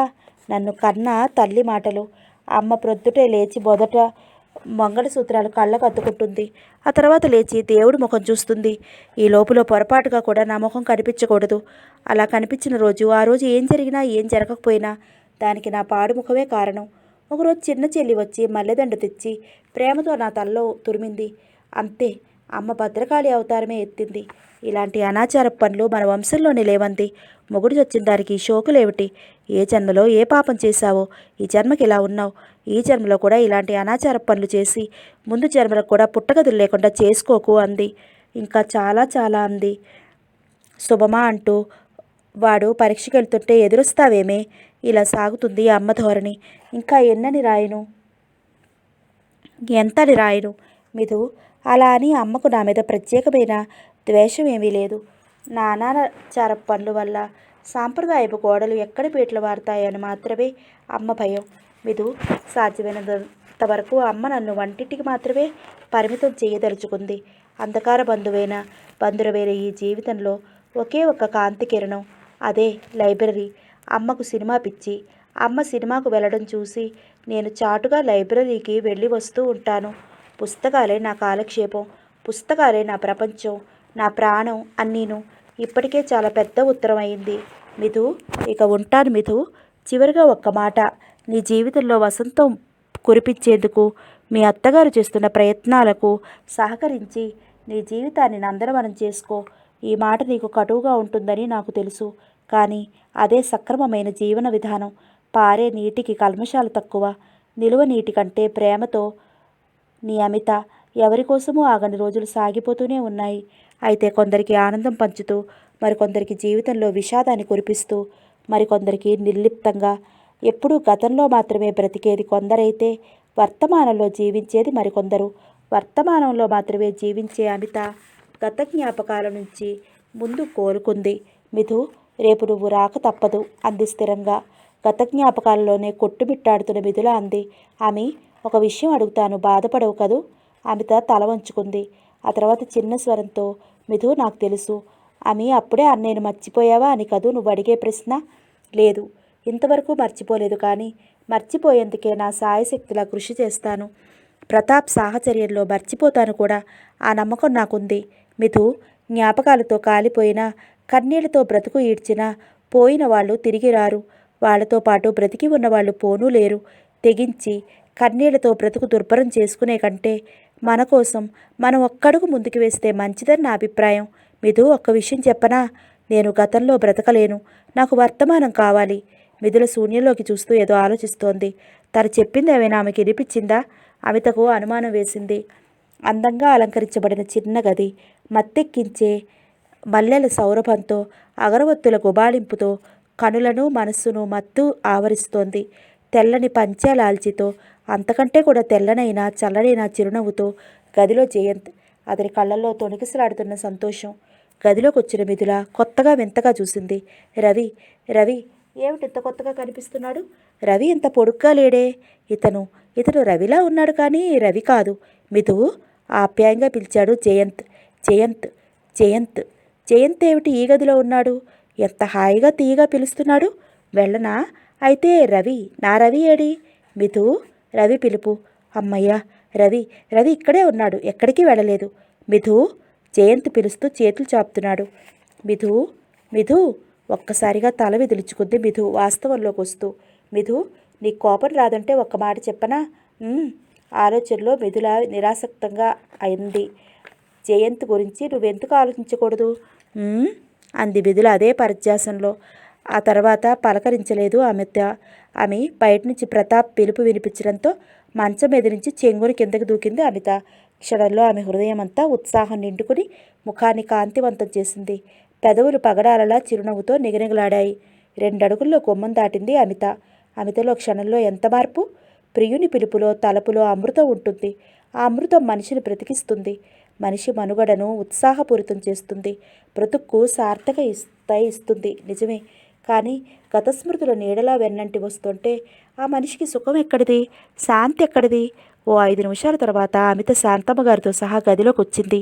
మిథు, ప్రతాప్ సినిమాకి వెళదామంటున్నాడు, వెళ్ళు. అది సామాన్యంగా అంది మిథుల. నేనొక్కతిని కాదు, అందరూ వెళ్దామంటున్నారు. మిథులకు విసిగేసింది. నేను రాలేను, నువ్వెళ్ళు అంది సాధ్యమైనంతగా తనలో విసుగును దాచుకుంటూ. అందరూ వెళ్లాల్సిందే. చూడు పిన్ని, అమిత చిన్నపిల్లల శాంతమ్మ గారికి రిపోర్ట్ చేసింది. మిథుల రావడానికి ఒప్పుకోదని తెలిసే శాంతమ్మ గారిని సపోర్ట్ తెచ్చుకుంది. పోనీ మిథు వెళ్ళి రాకూడదు? అమ్మాయి అంత సరదా పడుతుంటే. చిచి, అమితకు బుద్ధి లేదు. వాళ్ళిద్దరూ ప్రపంచాన్ని మర్చిపోయి కబుర్లు చెప్పుకుంటారు. చివరికి మిగిలేది అతను తను. ఇది వరుస. ఏమిటో ఆ రోజు అతని ముందు తనను తాను మర్చిపోయి పూర్తిగా బయటపడిపోయింది. అప్పటినుంచి పరిచయం లేనట్టుగా ముభావంగా ఉండేందుకు లేదు, అలాగని అతడితో ఫ్రీగా మాట్లాడనూ లేదు. అతనితో మాట్లాడుతూ ఉంటే తనను తాను పూర్తిగా మర్చిపోతోంది. అతని సాన్నిహిత్యం తనకు హాయిగా ఆహ్లాదంగా ఉంటుంది. ఇది నిజం. మిథు, టైం అయిపోతుంది లేమ్మా, శాంతమ్మ గారు హెచ్చరించడంతో మరి తప్పలేదు మిథులకి. ఉన్నది ఉన్నట్టుగానే చెప్పులు తొడుకుంటున్న మిథులను చూసి ఆశ్చర్యంతో కళ్ళు పెద్దవి చేసింది అమిత. ఏంటి, ఇలాగే వచ్చేస్తావా? కనీసం చీర కూడా మార్చకుండా. అక్కర్లేదు, ఇది బాగానే ఉంది అంది కోపంగా. ఆమెకు చాలా కోపంగా విసుగ్గా ఉంది. తనకిష్టం లేకుండా వాళ్ళు తనని మొహమాట పెట్టి మరీ తనకు ఇష్టం లేనట్లు నడిపించుకుంటున్నారు. ఇది ఆమెకి ఇష్టం లేదు. తను ఇతరులకి ఏ విషయంలోనూ అలా మొహమాట పెట్టడం, బలవంతం చేయడం చేయదు. ఇతరులు తన పట్ల అలా ప్రవర్తిస్తే సహించలేదు. ఆ భావం ఆమె ముఖంలో స్పష్టంగా కనిపిస్తూనే ఉంటుంది. ఆమె కోపాన్ని చూసి అమిత నవ్వుకుంది. అవునులే, చక్కనమ్మ చిక్కినా అందమని నువ్వు ఎలా ఉన్నా అందంగానే కనిపిస్తావు. అదే నీ ధైర్యం అంది తన చీర కుచ్చులు సరిచేసుకుంటూ. ఆమె కోపాన్ని తను ఏమాత్రం గుర్తించినట్లు. అందరూ బయటికి నడిచారు. అమితా ప్రతాప్ల కొంటెతనంతో జయంత్కు మిథులకు ప్రక్కప్రక్క సీట్లు మిగిలాయి హాల్లో. కూర్చోకుండా ఉండడానికి గాను, మార్చుకునేందుకు కానీ వీలు కాని పరిస్థితి. ప్రతాప్ ప్రక్క సీట్లో బైఠాయించి నవ్వుతూ కబుర్లు చెప్తున్న అమితను చూస్తుంటే మింగేయాలన్నంత కోపం వచ్చింది. కానీ కూర్చోక చేసేదేముంది? జయంత్ మనసంతా ఆనందంతో నిండిపోయింది. మిథుల పక్కన మిథులతో కూర్చుని సినిమా. ఆమె మూడ్స్ ఎలా ఉన్నా ఆమె ఉనికే తనకు గొప్ప సంతోషాన్ని, ఆనందాన్ని కలిగిస్తుంది. ఇది నిజం. లైట్స్ ఆఫ్ అయ్యాయి. ప్రక్క వాళ్ళని డిస్టర్బ్ కాకుండా గుసగుసగా కబుర్లు చెప్తూ అమిత సినిమా ఎంజాయ్ చేస్తోంది. జయంత్ కబుర్లు చెప్పాలని ఉన్నా కంపెనీ లేక మూగనొమ్ము పట్టాడు. 1-2 సార్లు ఏదో చెప్పాలని మిథుల వైపు చూసి ఆమె సీరియస్గా సినిమా చూస్తుండడంతో నోరు కట్టేసుకుని మరీ బుద్ధిగా సినిమా చూస్తున్నాడు. మిథుల తెరవంక చూస్తున్నా ఆమె మనసు సినిమా మీద లేదు. ముళ్ళ మీద కూర్చున్నట్లు, ఎప్పుడైపోతుందిరా ఈ శిక్ష భగవంతుడా అన్నట్లు ముభావంగా గంభీరంగా కూర్చుంది. ఏం చూసిందో ఏం చూస్తుందో తెలియకుండానే ఇంటర్వెల్ అయింది. మీరు ఈజీగా ఫీల్ అవడం లేదు, జయంత్ నెమ్మదిగా అన్నాడు. అబ్బే, అదేం లేదు, మిథుల మొహమాటంగా అంది. నేను అంత దుర్మార్గున్నా? మిథుల తలెత్తి చూసి ఎందుకు అంది అప్రయత్నంగా. దుష్టుడికి దూరంగా ఉండమన్నారు పెద్దలు. మరి మీరు నాకు దూరంగా భయం భయంగా ఉంటుంటే నేను దుష్టుడినేమోననే డౌట్ వస్తోంది నాకు. మిథుల చిన్నగా నవ్వింది. జయంత్ గుండె ఉవ్వెత్తున పొంగింది. చంద్రుడిని చూసిన సముద్రంలా. భలేవారు, అలాంటిదేవీ లేదు. మీరు సజ్జనులు సరేనా? Thanks for the complement. ఒక్క మాట అడుగుతాను, చెప్తారా? అడగండి. మనం కనీసం స్నేహితులుగా కూడా ఉండకూడదా? మిథుల మౌనంగా ఉండిపోయింది. కనీసం మీ స్నేహితుడిగా ఉండే అర్హత కూడా నాకు లేదా? అతని స్వరం నిష్ఠూరంగా ధ్వనించింది. అర్హత లేనిది మీకు కాదు, నాకు. జయంత్ ఆమె భావాన్ని అర్థం చేసుకోలేనట్లుగా చూస్తూ ఉండిపోయాడు. ఆ తర్వాత మిథుల చాలా నెమ్మదిగా అంది, నేను చాలా పిరికిదాన్ని. ఆ మాట అంటుండగా అతడు గమనించాడు. తల బాగా కిందకి వంచుకుని ఉండటంతో ఆమె కళ్ళు చెమ్మగిల్లి ఉండటం అతను చూడలేకపోయినా గ్రహించగలిగాడు. మిథులలోని పిరికితనాన్ని పోగొట్టడం ఎలా? మిథువు, మీలోని పిరికితనం పోయేందుకు నా స్నేహం ఉపయోగపడవచ్చు కదా? మిథుల మౌనంగా ఉండిపోయింది. లైట్స్ ఆఫ్ అయ్యాయి. జయంత్ నెమ్మదిగా మిథుల చేతిని తన చేతిలోకి తీసుకున్నాడు. అతని చేతిలోని ఆమె చెయ్యి స్వల్పంగా కంపించటం గమనించిన జయంత్ ధైర్యం చెప్తున్నట్లుగా ఆమె చేతిని మృదువుగా నొక్కాడు. 2 నిమిషాల తర్వాత మిథుల అతని చేతిలో నుంచి తన చేతిని మృదువుగా తీసుకుంది. రాబోయిన నిట్టూర్పును బలవంతంగా ఆపుకున్నాడు జయంత్. లేత పసుపు రంగు జరీ చీరతో, జడలో పట్టెడు ఎర్ర గులాబీలతో, పచ్చని ముఖం మెరిసిపోయేలా ఎర్రని కుంకుమరేఖతో పెళ్లి కుమార్తె ముస్తాబు పూర్తి చేసుకుని మందగమనంతో బయటికి వచ్చింది అమిత. ఆ రోజు ఉదయం లేచింది మొదలు అమితను త్వరగా తెమలమంటూ హడావుడి పెడుతూ తాను హడావుడి పడిపోతున్నారు శాంతమ్మ గారు. ఆమెకు చాలా సంతోషంగా ఉంది. తన ఇంట జరిగే ఆ పెళ్లి తన కుమార్తెకే జరిగినంత సంతోషంగా ఉంది. అంత సంతోషంలోనూ ఒక విషయం ముల్లులా గుచ్చుతూ ఆమెను బాధ పెడుతూనే ఉంది. మిథులను ఇంత ఆనందంగా చూడగలిగే గడియ ఎప్పటికీ సిగ్గుల మొగ్గలా గుమ్మం దాటుతున్న అమితను ఆప్యాయంగా ఆనందంగా చూస్తూ ఉండిపోయాడు ప్రతాప్. జయంత్ ప్రతాప్ వైపు చూస్తూ కొంటెగా కన్ను గీటాడు. ఆ తర్వాత అతడి చూపు గుమ్మానికి అతుక్కుపోయింది. ఎర్రని పట్టు చీరతో అతి సామాన్యమైన అలంకరణలోనే అద్భుతంగా ఉన్న మిథులను చూస్తూ కళ్ళు తిప్పుకోలేకపోయాడు జయంత్. ప్రతాప్ కళ్ళు ఆనందంతో సంతోషంగా నవ్వాయి. మిథుల తనను అన్నగా స్వీకరించింది. అక్కా చెల్లెలు అనురాగం, అభిమానం అందుకోలేని తనకు అపురూపమైన చెల్లెలు. ప్రతాప్ తన సంతోషాన్ని వ్యక్తం చేస్తూ జయంత్ వైపు చూశాడు. వెంటనే అతని పెదవులు జయంత్ను ఆట పట్టిస్తూ అల్లరిగా నవ్వాయి. ఉలిక్కిపడిన జయంత్ ఈ లోకంలోకి వచ్చాడు. అందరూ టాక్సీలో కూర్చున్నారు. జయంత్, ప్రతాప్ డ్రైవర్ సీట్లో సర్దుకుంటే వేణు అక్క పక్కన కూర్చున్నాడు. టాక్సీ కదిలింది. ఎప్పుడు వసపిట్టలా వాగే అమిత మౌనంగా ఉండిపోయింది. ఆమె హృదయం ఆ సమయంలో ఆనందం కంటే భయము, దిగులు, గుబులు పెనవేసుకుని అస్థిరంగా ఫీల్ అవుతోంది. ఇది అని చెప్పలేని ఉద్వేగంతో, భయంతో నిలువెల్లా సన్నగా కనిపిస్తున్న అమితను ఎదురుగా ఉన్న మిర్రర్లోంచి గమనించిన ప్రతాప్ వెళ్ళి ఆమె పక్కన కూర్చుని ఆమె భయం దూరం చేయాలని, ధైర్యం చెప్పాలని బలంగా అనిపించిన బలవంతాన ఆ భావాన్ని తనలోనే ఇముడ్చుకున్నాడు. జయంత్ మిథుల చేసిన సాక్షి సంతకాలతో ప్రతాప్, అమిత రిజిస్ట్రార్ ఆఫీసులో భార్యాభర్తలుగా నమోదయ్యారు. వేణు కళ్ళల్లో ఆనందపు వెల్లువ, ప్రతాప్, అమితల హృదయాల్లో అనురాగం వెలిగించిన వెన్నెల దీపాలు, జయంత్ హృదయంలో ఆశా దీపాలు, మిథుల హృదయంలో స్నేహదీపం వెలిగించిన స్నేహకాంతులు, మొత్తం మీద అందరి హృదయాల్లో ఆనంద దీపాల తోరణాలు. వధూవరులు దండలు మార్చుకున్నారు. జయంత్ జేబులో నుంచి ఓ చిన్న పెట్టె తీసి ప్రతాప్కి అందించాడు. ప్రతాప్ పెట్టె తెరిచాడు. చిన్న ముత్యం పొదిగిన తెల్లని మెరుపులతో మిలమిలలాడుతున్న చిన్న ఉంగరం. ప్రతాప్ ఆ ఉంగరం వంక, జయంత్ వంక మార్చి మార్చి చూశాడు అయోమయంగా. ఏమిటి బావగారు అలా తెల్లబోయి చూస్తారు? ఆ ఉంగరం మా చెల్లాయి చేతికి తొడగండి. జయంత్ నవ్వుతూ పెట్టెలోని ఉంగరం తీసి ప్రతాప్ చేతికి అందించాడు. ప్రతాప్ చిరునవ్వుతో అమిత వ్రేలికి ఉంగరం తొడుగుతున్న అపురూపమైన దృశ్యం అందరి హృదయాలలోనూ ముద్ర వేసుకుంది. తంతు పూర్తి చేసుకుని ఇంటికి చేరేటప్పటికీ దిష్టి సామగ్రితో శాంతమ్మగారు ఆతృతగా ఎదురు చూస్తూ గుమ్మం దగ్గరే నిల్చున్నారు. వధూవరులు దేవుడి గదిలోకి తీసుకెళ్లి మంగళధారణం చేయించారు శాంతమ్మగారు. నిరాడంబరంగా మంచి మనసుల ఆశీర్వచనాల మధ్య అమితా ప్రతాప్లు దంపతులయ్యారు. మోడు చిగిరించింది. ముందు ముందు మొగ్గలు తొడిగి పుష్పల పరితమైన సార్థకం చెందాలని శాంతమ్మగారు మౌనంగా ఆశీర్వదించారు. నవ్వుతూ కేరింతలు, హాస్యాల మధ్య పెళ్లి విందు పూర్తయింది. అప్పటినుంచి మరింత హడావుడితో ఇంట్లోకి బయటికి తిరుగుతూ పనులు చూడసాగారు శాంతమ్మగారు. జయంత్ గది ఖాళీ చేసి నూతన వధూవరులకు అప్పగించి హాలుని ఆశ్రయించవలసి వచ్చింది. హాలు ప్రక్కనే మిథుల గది. మిథుల దర్శనం అతని కన్నుల విందుగా ఉంది. అమితా ప్రతాపులు కోరుకున్న కలలు కన్న వేళ ఆసన్నమైంది. చేతిలో పాల గ్లాసుతో రతీదేవిలా అమిత గదిలోకి ప్రవేశించింది. సిగ్గుతో, భయంతో ఆమె కపోలాలు మెరుస్తున్నాయి. ముందు ముందు గడపబోయే వైవాహిక జీవితానికి ఈ రాత్రి నాంది. ఈ రాత్రి అతని పట్ల తన ప్రవర్తన ఎలా ఉండాలి? తన పట్ల అతను ఎలా ప్రవర్తిస్తాడు? కోరికలు తనను కాల్చివేయని మాట నిజమే. కానీ ప్రతాప్ మధురమైన స్నేహం, వాత్సల్యం, అనురాగం తనకు కావాలి. అతని లాలనలో తను కరిగిపోవాలి. అవన్నీ అతడు అందించేందుకు సిద్ధంగా ఉన్నాడు. తను అందుకునేందుకు సంశయించకూడదు. తమ మధ్య ఉన్న స్నేహలత అల్లుకునేందుకు ఈ రాత్రి పందిరి. ఆమె ఆలోచనలతో సతమతమవుతున్న అమిత ఉలిక్కిపడింది. ఇక ఆలోచనలతో వ్యర్థం చేసుకునే రాత్రి కాదు. ప్రతాప్ నవ్వుతూ ఆమెను దగ్గరగా నడిచి వెళ్ళి భుజాల చుట్టూ చేతులు వేశాడు ఆప్యాయంగా. అమిత హృదయం జల్లుమంది. ఆమె మాట్లాడవా? అదో ముఖమైన ఆమె ముఖాన్ని దోసిట్లోకి తీసుకుంటూ లాలనగా అడిగాడు ప్రతాప్. అమిత కళ్ళు వాలిపోయాయి. మాట్లాడలేను అంది అతి చిన్న స్వరంతో. తనకు తానుగా నిలబడలేనట్లు అతని భుజం మీద తలవాల్చింది. ఆ చిన్న మాటతో ఆమె ఎన్నో చెప్పింది, మరెన్నో చెప్పలేకపోయింది. ఆ స్వరంలో ఆరాధన ఉంది, కృతజ్ఞత ఉంది. నాకు ఇదంతా కలలా ఉంది. నన్నింత అదృష్టవంతురాలను చేసిన మీకు ఎలాంటి కృతజ్ఞతలు చెప్పను, ఏమివ్వగలను? అలా అంటుండగా ఆమె కళ్ళల్లో నీళ్లు తిరిగాయి. నువ్వు ఇవ్వవలసిందేంటో నేను చెప్తాను, ఇలా రా. ప్రతాప్ ఆమెను నెమ్మదిగా నడిపించుకుని వెళ్ళి మంచం మీద కూర్చోబెట్టాడు. ఆమె భర్త పట్ల భార్య చూపవలసింది కృతజ్ఞత కాదు, అభిమానం, ఆప్యాయత, అనురాగం. ఇవి ఇవ్వగలిగే స్త్రీ తన సర్వస్వాన్ని ఇచ్చినట్లే. నేనేదో నిన్ను ఉద్ధరించాలనే భావం నీకు ఏ సందర్భంలోనూ ఉండకూడదు.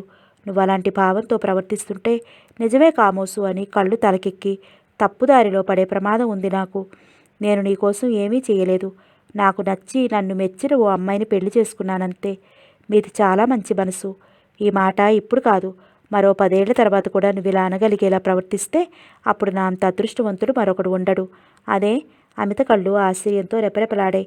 అవును మరి, భార్య మెప్పు పొందినవాడే ఉత్తమ పురుషుడు. అమిత నవ్వింది. అవును, ఈ రాత్రంతా ఇలా పాఠాలతోనే సరిపెడదామా మరి? కొంటెగా నవ్వింది అమిత. ఇది నవ్వుతూ ఆమె పెదవులను తన పెదవులతో బంధించాడు ప్రతాప్. ఇంటి ముందు ఆగిన రిక్షాను చూసి వరండాలో కూర్చుని బియ్యం చెరుగుతున్న సుగుణమ్మ చేస్తున్న పనిని ఆపి అలా చూస్తూ ఉండిపోయింది రిక్షా వంక. అంతలోనే మరో రిక్షా కూడా వచ్చి ఆగింది. మొదటి రిక్షాలో నుంచి ఓ నూతన యువకుడు, ఆ వెంటనే అమిత దిగడం చూసి చేతిలోని చేట వదిలేసి అలా నోరు తెరుచుకుని ఉండిపోయింది సుగుణమ్మ. క్రొత్త చీర, తలలో జాజి పూలమాల, చేతులకు ఎర్రటి మట్టి గాజులు, నుదుట కాసంత కుంకుమ బొట్టు, అన్నింటినీ మించి పసుపు తాడుతో మెళ్ళో మెరుస్తున్న మంగళసూత్రాలు. అమిత వంక కొత్తగా వింతగా విమూఢురాడిలా చూస్తూ ఉండిపోయింది సుగుణమ్మ. గుమ్మల్లోనే కనిపించిన తల్లిని చూస్తూనే భయంతో ఒక్క అడుగు వెనక్కి వేసింది అమిత. ఆమెకు ధైర్యం చెప్తున్నట్లుగా ఆమె చేతిని తన చేతిలోకి తీసుకుని ముందుకి నడిపించాడు ప్రతాప్. అప్పటికే మరో రిక్షాలో నుంచి దిగిన వేణు వాళ్ళని అనుసరించాడు. చెయ్యి చెయ్యి కలుపుకుని గుమ్మం దగ్గరికి వచ్చిన వాళ్ళని చూస్తూ అప్పటికి చైతన్యం తెచ్చుకుంది సుగుణమ్మ. ఆమెను అప్పటికి విషయం అర్థమైంది. మెదడు పనిచేయడం ప్రారంభించి జరిగిన ఘోరం గురించి ఆమెకు విషయం సమాచారం అందించింది.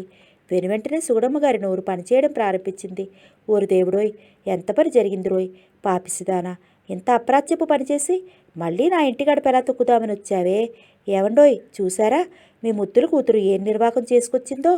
ఆమె కేకలకు ఏడుపులకు కుటుంబ సభ్యులతో పాటు ఇరుగు పొరుగు కూడా పోగయ్యారు. నలుగురిని చూసి మరింత రెచ్చిపోయింది సుగుణమ్మ. పాపిస్తానా, ఇంత అప్రాచ్యపు పనిచేసి నా గడప తొక్కేందుకు సిగ్గులేదు? ఏ ముఖం పెట్టుకొచ్చావే? అంత మొగుడే లేక చచ్చిపోతున్నావా? సుగుణ, అసభ్యకరమైన ఆమె వాగ్ధోరణి ఆపేందుకు ప్రయత్నించి విఫలమయ్యారు రామనాథం గారు. మీరు ఊరుకోండి, ఈ పాపిస్థితి మన పరువు గంగలో కలిపింది. ఇంకే ఉంది, మీరు నేను ఏ నొయ్యో గొయ్యో చూసుకోవాలి తప్ప ఇంక దారేది? రాణి కళ్ళీనం తుడుచుకుంటూ బుక్కు చేదేసింది సుగుణమ్మ. అమ్మా, మా అత్తగారింటికి వెళుతున్నాను అంటే పిచ్చి పొండను, నిజమే కామని అనుకున్నాను. అవ్వా అవ్వా, ఎంత గుండెలు తీసిన పని! ఏడేవాడు, ఇదంతా వాడి నిర్వాకమే. అందరూ చోద్యంగా చూస్తున్నారు. వీధిలో వెళ్ళేవాళ్ళు ఏమిటో అని ఆగి మరీ చూస్తున్నారు. వీధిలో నిలబెట్టి తనకు భర్తకు తల్లి చేస్తున్న అవమానానికి సిగ్గుతో చితికిపోయింది అమిత. కళ్ళ నీళ్లు దారులు కట్టాయి. అమ్మా అంది నోరు పిగుల్చుకుని. ఎవరే నీకమ్మా? ఇంత అప్రాచ్యపు పనిచేసి నువ్వు నన్ను అమ్మ అని పిలిచే అర్హత ఎక్కడుందే నీకు? సిగ్గు శరం ఉన్నదానివైతే ఈ క్షణం బయటికి నడు. అమ్మా వారించబోయాడు వేణు. చవట వెధవ, ఇదంతా నీ వల్లే. దానికి నువ్వు ఇచ్చిన ధైర్యమే. హవ్వా హవ్వా, ఇంటా వంటాలని నికృష్ట పని. అందుకే అంటారు ఆడదాన్ని చెప్పు కింద తేలిలా అణిచి ఉంచాలని, లేకపోతే ఇలాగే ఉంటుంది. లైబ్రరీ గాడిద గుట్టు అంటూ భోగం పాపలా తయారయ్యి వెళుతున్నప్పుడే అనుకున్నాను ఇలాంటి. ఆమె వాగ్దారుని ఆగేలా ఏదో కోపం వచ్చి 4 మాటలు అంటుంది అనుకున్నాడే కానీ ఇంతలా వీధిలో నిలబెట్టి మరీ సాధిస్తుంది అనుకోలేదు ప్రతాప్. ఆమె ధోరణి తప్పు చేసిందనుకున్న కన్న కూతురిని మందలించినట్లుగా కాక పగవాళ్ళని సాధిస్తున్నట్లుగా ఉంది. ఆడవాళ్ళు ఇంత కఠినంగా ఉండగలరా అనుకున్నాడు ప్రతాప్. ఆడవాళ్ళు ఇంత కఠినంగా ఉండగలరు అనే విషయాన్ని ఎవరైనా చెప్తే నమ్మేవాడు కాదు. శరీరము అంతకంటే మనసు కూడా నాజూకుగా ఉంటాయనుకునే స్త్రీలు కన్నబిడ్డ పట్ల కూడా ఇంత కఠినంగా ప్రవర్తించడమా? అసలు ఎవడికి నిజంగా సాంప్రదాయాలు పట్ల ఉన్న వ్యామోహమా, లేక కూతురు సుఖపడిపోతుందేమోనన్న ఈర్ష్య? ఆమె వెడదాం పద. అమిత చెయ్యి అందుకుని వెనక్కి తిరిగాడు ప్రతాప్. కన్నీళ్లతో అనుసరించింది అమిత. చెయ్యి కలుపుకుని వీధిలోకి వెళుతున్న కూతుర్ని అల్లుడిని తిట్టకుండా తిడుతూనే ఉంది సుగుణమ్మ. కళ్ళల్లో తిరిగిన కన్నీళ్లను బలవంతంగా ఆపుకుంటూ అక్కా బావ వెళ్ళిన వైపే చూస్తూ ఉండిపోయాడు వేణు. విధవల్లారా వర్తిల్లండి. గండిపేట వద్ద మిథిలా జయంతుల రాసలీలలు, మిథిలా జయంతుల ప్రేమ విహారాలు వర్తిల్లాలి. జయంతుకు మిథిలా మేడం నేర్పుతున్న ప్రేమ పాఠాలు, ట్యాంక్ బండి మీద ప్రేమ విహారాలు, కాలేజీ గోడల నిండుగా అసభ్యకరమైన బొమ్మలతో నిండిన కారు కూతలు, బొగ్గుతో చాక్పీస్తో గోడల నిండుగా నగ్నంగా ఉన్న బొమ్మలు, ఆడ మొగ నగ్నంగా పెనవేసుకున్న శృంగార చిత్రాలు, కాలేజీ ఆవరణలోకి దిగిన మిథుల గోడల మీదున్న కారు కూతలను చూస్తూ అచేతనంగా ఉండిపోయింది కొన్ని క్షణాలు. గోడను ఆమెను మార్చి మార్చి చూస్తున్న విద్యార్థులు ఆమె ముఖభావాలను పరిశీలనగా చూసేందుకు ఆతృత ప్రదర్శిస్తూ గుంపుగా చేరారు. ఆమె చూస్తున్నదేమిటో కూడా అర్థం కాలేనట్లుగా మెదడు మొద్దుబారిపోయింది. విద్యార్థులు కొందరు బొమ్మలను వ్యాఖ్యానిస్తున్నారు, మరికొందరు గోలగోలగా పగలపడి నవ్వుతున్నారు. స్పృహ తెలిసిన మిథుల గిరుక్కున వెనక్కి తిరిగి కళలో నడుస్తున్నట్లుగా అడుగులు వేస్తూ గేటు వైపు నడిచింది. గేటులోని స్కూటర్తో ఎదురైన జయంత్ వంక అయోమయంగా చూస్తూ గమ్యం లేని దానిలా నడుస్తోంది. ఆశ్చర్యంతో అతని కనుబొమ్మలు ముడుచుకున్నాయి. కాలేజీకి వచ్చిన మిథు మళ్ళీ వెనకకు వెళ్తుందేంటి? అస్వాభావికమైన ఆ పిచ్చి చూపులు, ఆ వాలకం అతన్ని కలవరపెట్టాయి. స్కూటర్ ఆపి ఆమెతో మాట్లాడాలన్న కోరికను బలవంతంగా నిగ్రహించుకుని స్కూటర్కి ముందుకు పోనిచ్చాడు. అడుగో రోయ్, మన రొమాంటిక్ హీరో. హిప్పీ క్రాఫ్ కుర్రాడి మాటలు చెవిన పడ్డ మిథును ఆ గురించే ఆలోచిస్తున్న అతని మనసు ఆ మాటలు పట్టించుకోలేదు. ఒరేయ్, పడితే డబ్బున్న విడవలనే పట్టాలిరా. నువ్వన్న మాట నిజంరా. అమ్మాయిలు వెంట పడితే ఏముంది, కట్నం లేకుండా పెళ్లి చేసుకోమంటూ కొంప ముంచుతారు. ఈసారి ఆ వ్యాఖ్యానాలు జయంత్ మనసును దాటిపోలేదు. అవమానంతో అతని ముఖం ఎర్రబడింది. విసురుగా తల తిప్పి చూశాడు. గోడల మీద రాతలను బొమ్మలను కామెంట్ చేస్తున్న విద్యార్థుల గుంపు. అసక్తమైన కోపంతో అవమానంతో అతని ముఖం జేవురిచ్చింది. ఏం జరిగిందో, మిథు అలా ఎందుకు వెళ్ళిపోయిందో అతనికి అర్థమైంది. మిథు ఈ మానసిక వైకల్యంతో క్షేమంగా ఇల్లు చేరి ఉంటుందా? ఈ షాకు ఆమె తట్టుకుంటుందా? ఆమె పెరిగితనము, సున్నితమైన స్వభావము తెలిసిన అతని హృదయం కీడును శంకించింది. ఉన్నపాటుగా స్కూటర్ను వెనక్కి పోనిచ్చాడు. వెనక నుంచి విద్యార్థుల హేళన, నవ్వులు, అరుపులు గాలితో పాటుగా దూసుకువచ్చి అతని హృదయాన్ని తూట్లు పొడిచాయి. విసురుగా పోతున్న జయంత్ నడి రోడ్డు మీద గుంపు కారణంగా స్కూటర్ స్లో చేయవలసి వచ్చింది. పాపం ఆడమనిషి, గాయాలు బాగానే తగిలి ఉంటాయి. అయినా ఈ రోజుల్లో డ్రైవర్లు పట్టుకోలేకపోతున్నామండి. పాపం డ్రైవర్ది ఏం తప్పులేదు, నేను చూస్తూనే ఉన్నానుగా. ఆవిడెవరో బాగా చదువుకున్న మనిషిలాగే ఉంది. రోడ్డుకి అడ్డం పడి నడుస్తోంది. అక్కడికి డ్రైవర్ సడన్ బ్రేక్ వేశాడు. అయినా ప్రమాదం జరిగింది. ప్రమాదం జరిగిన స్థలాన్ని, అక్కడ రక్తపు మరకలను చూస్తూ వ్యాఖ్యానించుకుంటున్న వారి మాటలు వింటూ గురి చూసి దెబ్బ కొట్టినట్లుగా తల్లడిల్లిపోయాడు జయంత్. ఆమె మిథు కాకుండా ఉండాలని మనసులో మొక్కుకున్నా ఆమె తప్పకుండా మిథు అని మనసు గట్టిగానే చెప్తోంది. తెలుసుకున్న వివరాలను బట్టి డాక్టర్ మోహన్ క్లినిక్కు ఆగమేఘాల మీద చేరుకున్నాడు. ఆమెను ఏ వార్డులో ఏ బెడ్లో చేర్చారో తెలుసుకోవడానికి పట్టిన సమయంలో అతని హృదయంలో చెలరేగిన ఆందోళన, ఉద్రిక్తత భాషకు భావానికి అందరిది. పేషెంట్ పేరేమిటండి? నర్సు అడిగిన ప్రశ్నకు యాక్సిడెంట్ జరిగింది మిథులకో కాదు తెలియకపోయినా మిథు అన్నాడు ఆతృతగా, ఆందోళనగా. మిథులా? ఐసి. ఆమెను ఇప్పుడే హాస్పిటల్లో చేర్చుకున్నారు. మీరు ఆమెకి ఏమవుతారు? నర్సు విషయాలు అడిగింది ఆరాగా. జయంత్ ఒక క్షణం తటపటాయించాడు. ఏం చెప్పాలి? ఆమె నాకు బాగా కావలసిన వారు. ప్లీజ్ ఆమె ఎక్కడున్నారో చూపించండి. నర్సు అతని వంక వింతగా చూస్తూ రండి అంది తను ముందు నడుస్తున్న నర్సు ఒక్కొక్క మెట్టే ఒక్కొక్క యుగం ఎక్కుతున్నట్లుగా అసహనంగా ఫీల్ అయ్యాడు. అప్స్టేర్లో రూమ్ నెంబర్ 6లో మిథుల ఓ మంచం మీద స్పృహ లేకుండా ఉంది. డాక్టర్ గారు ఆమెకు ట్రీట్మెంట్ ఇస్తున్నారు. గాయపడిన భాగాల్లో తెల్లటి బ్యాండేజీతో స్పృహ లేని మిథులను చూస్తుంటే అతని కళ్ళల్లో నీళ్లు తిరిగాయి.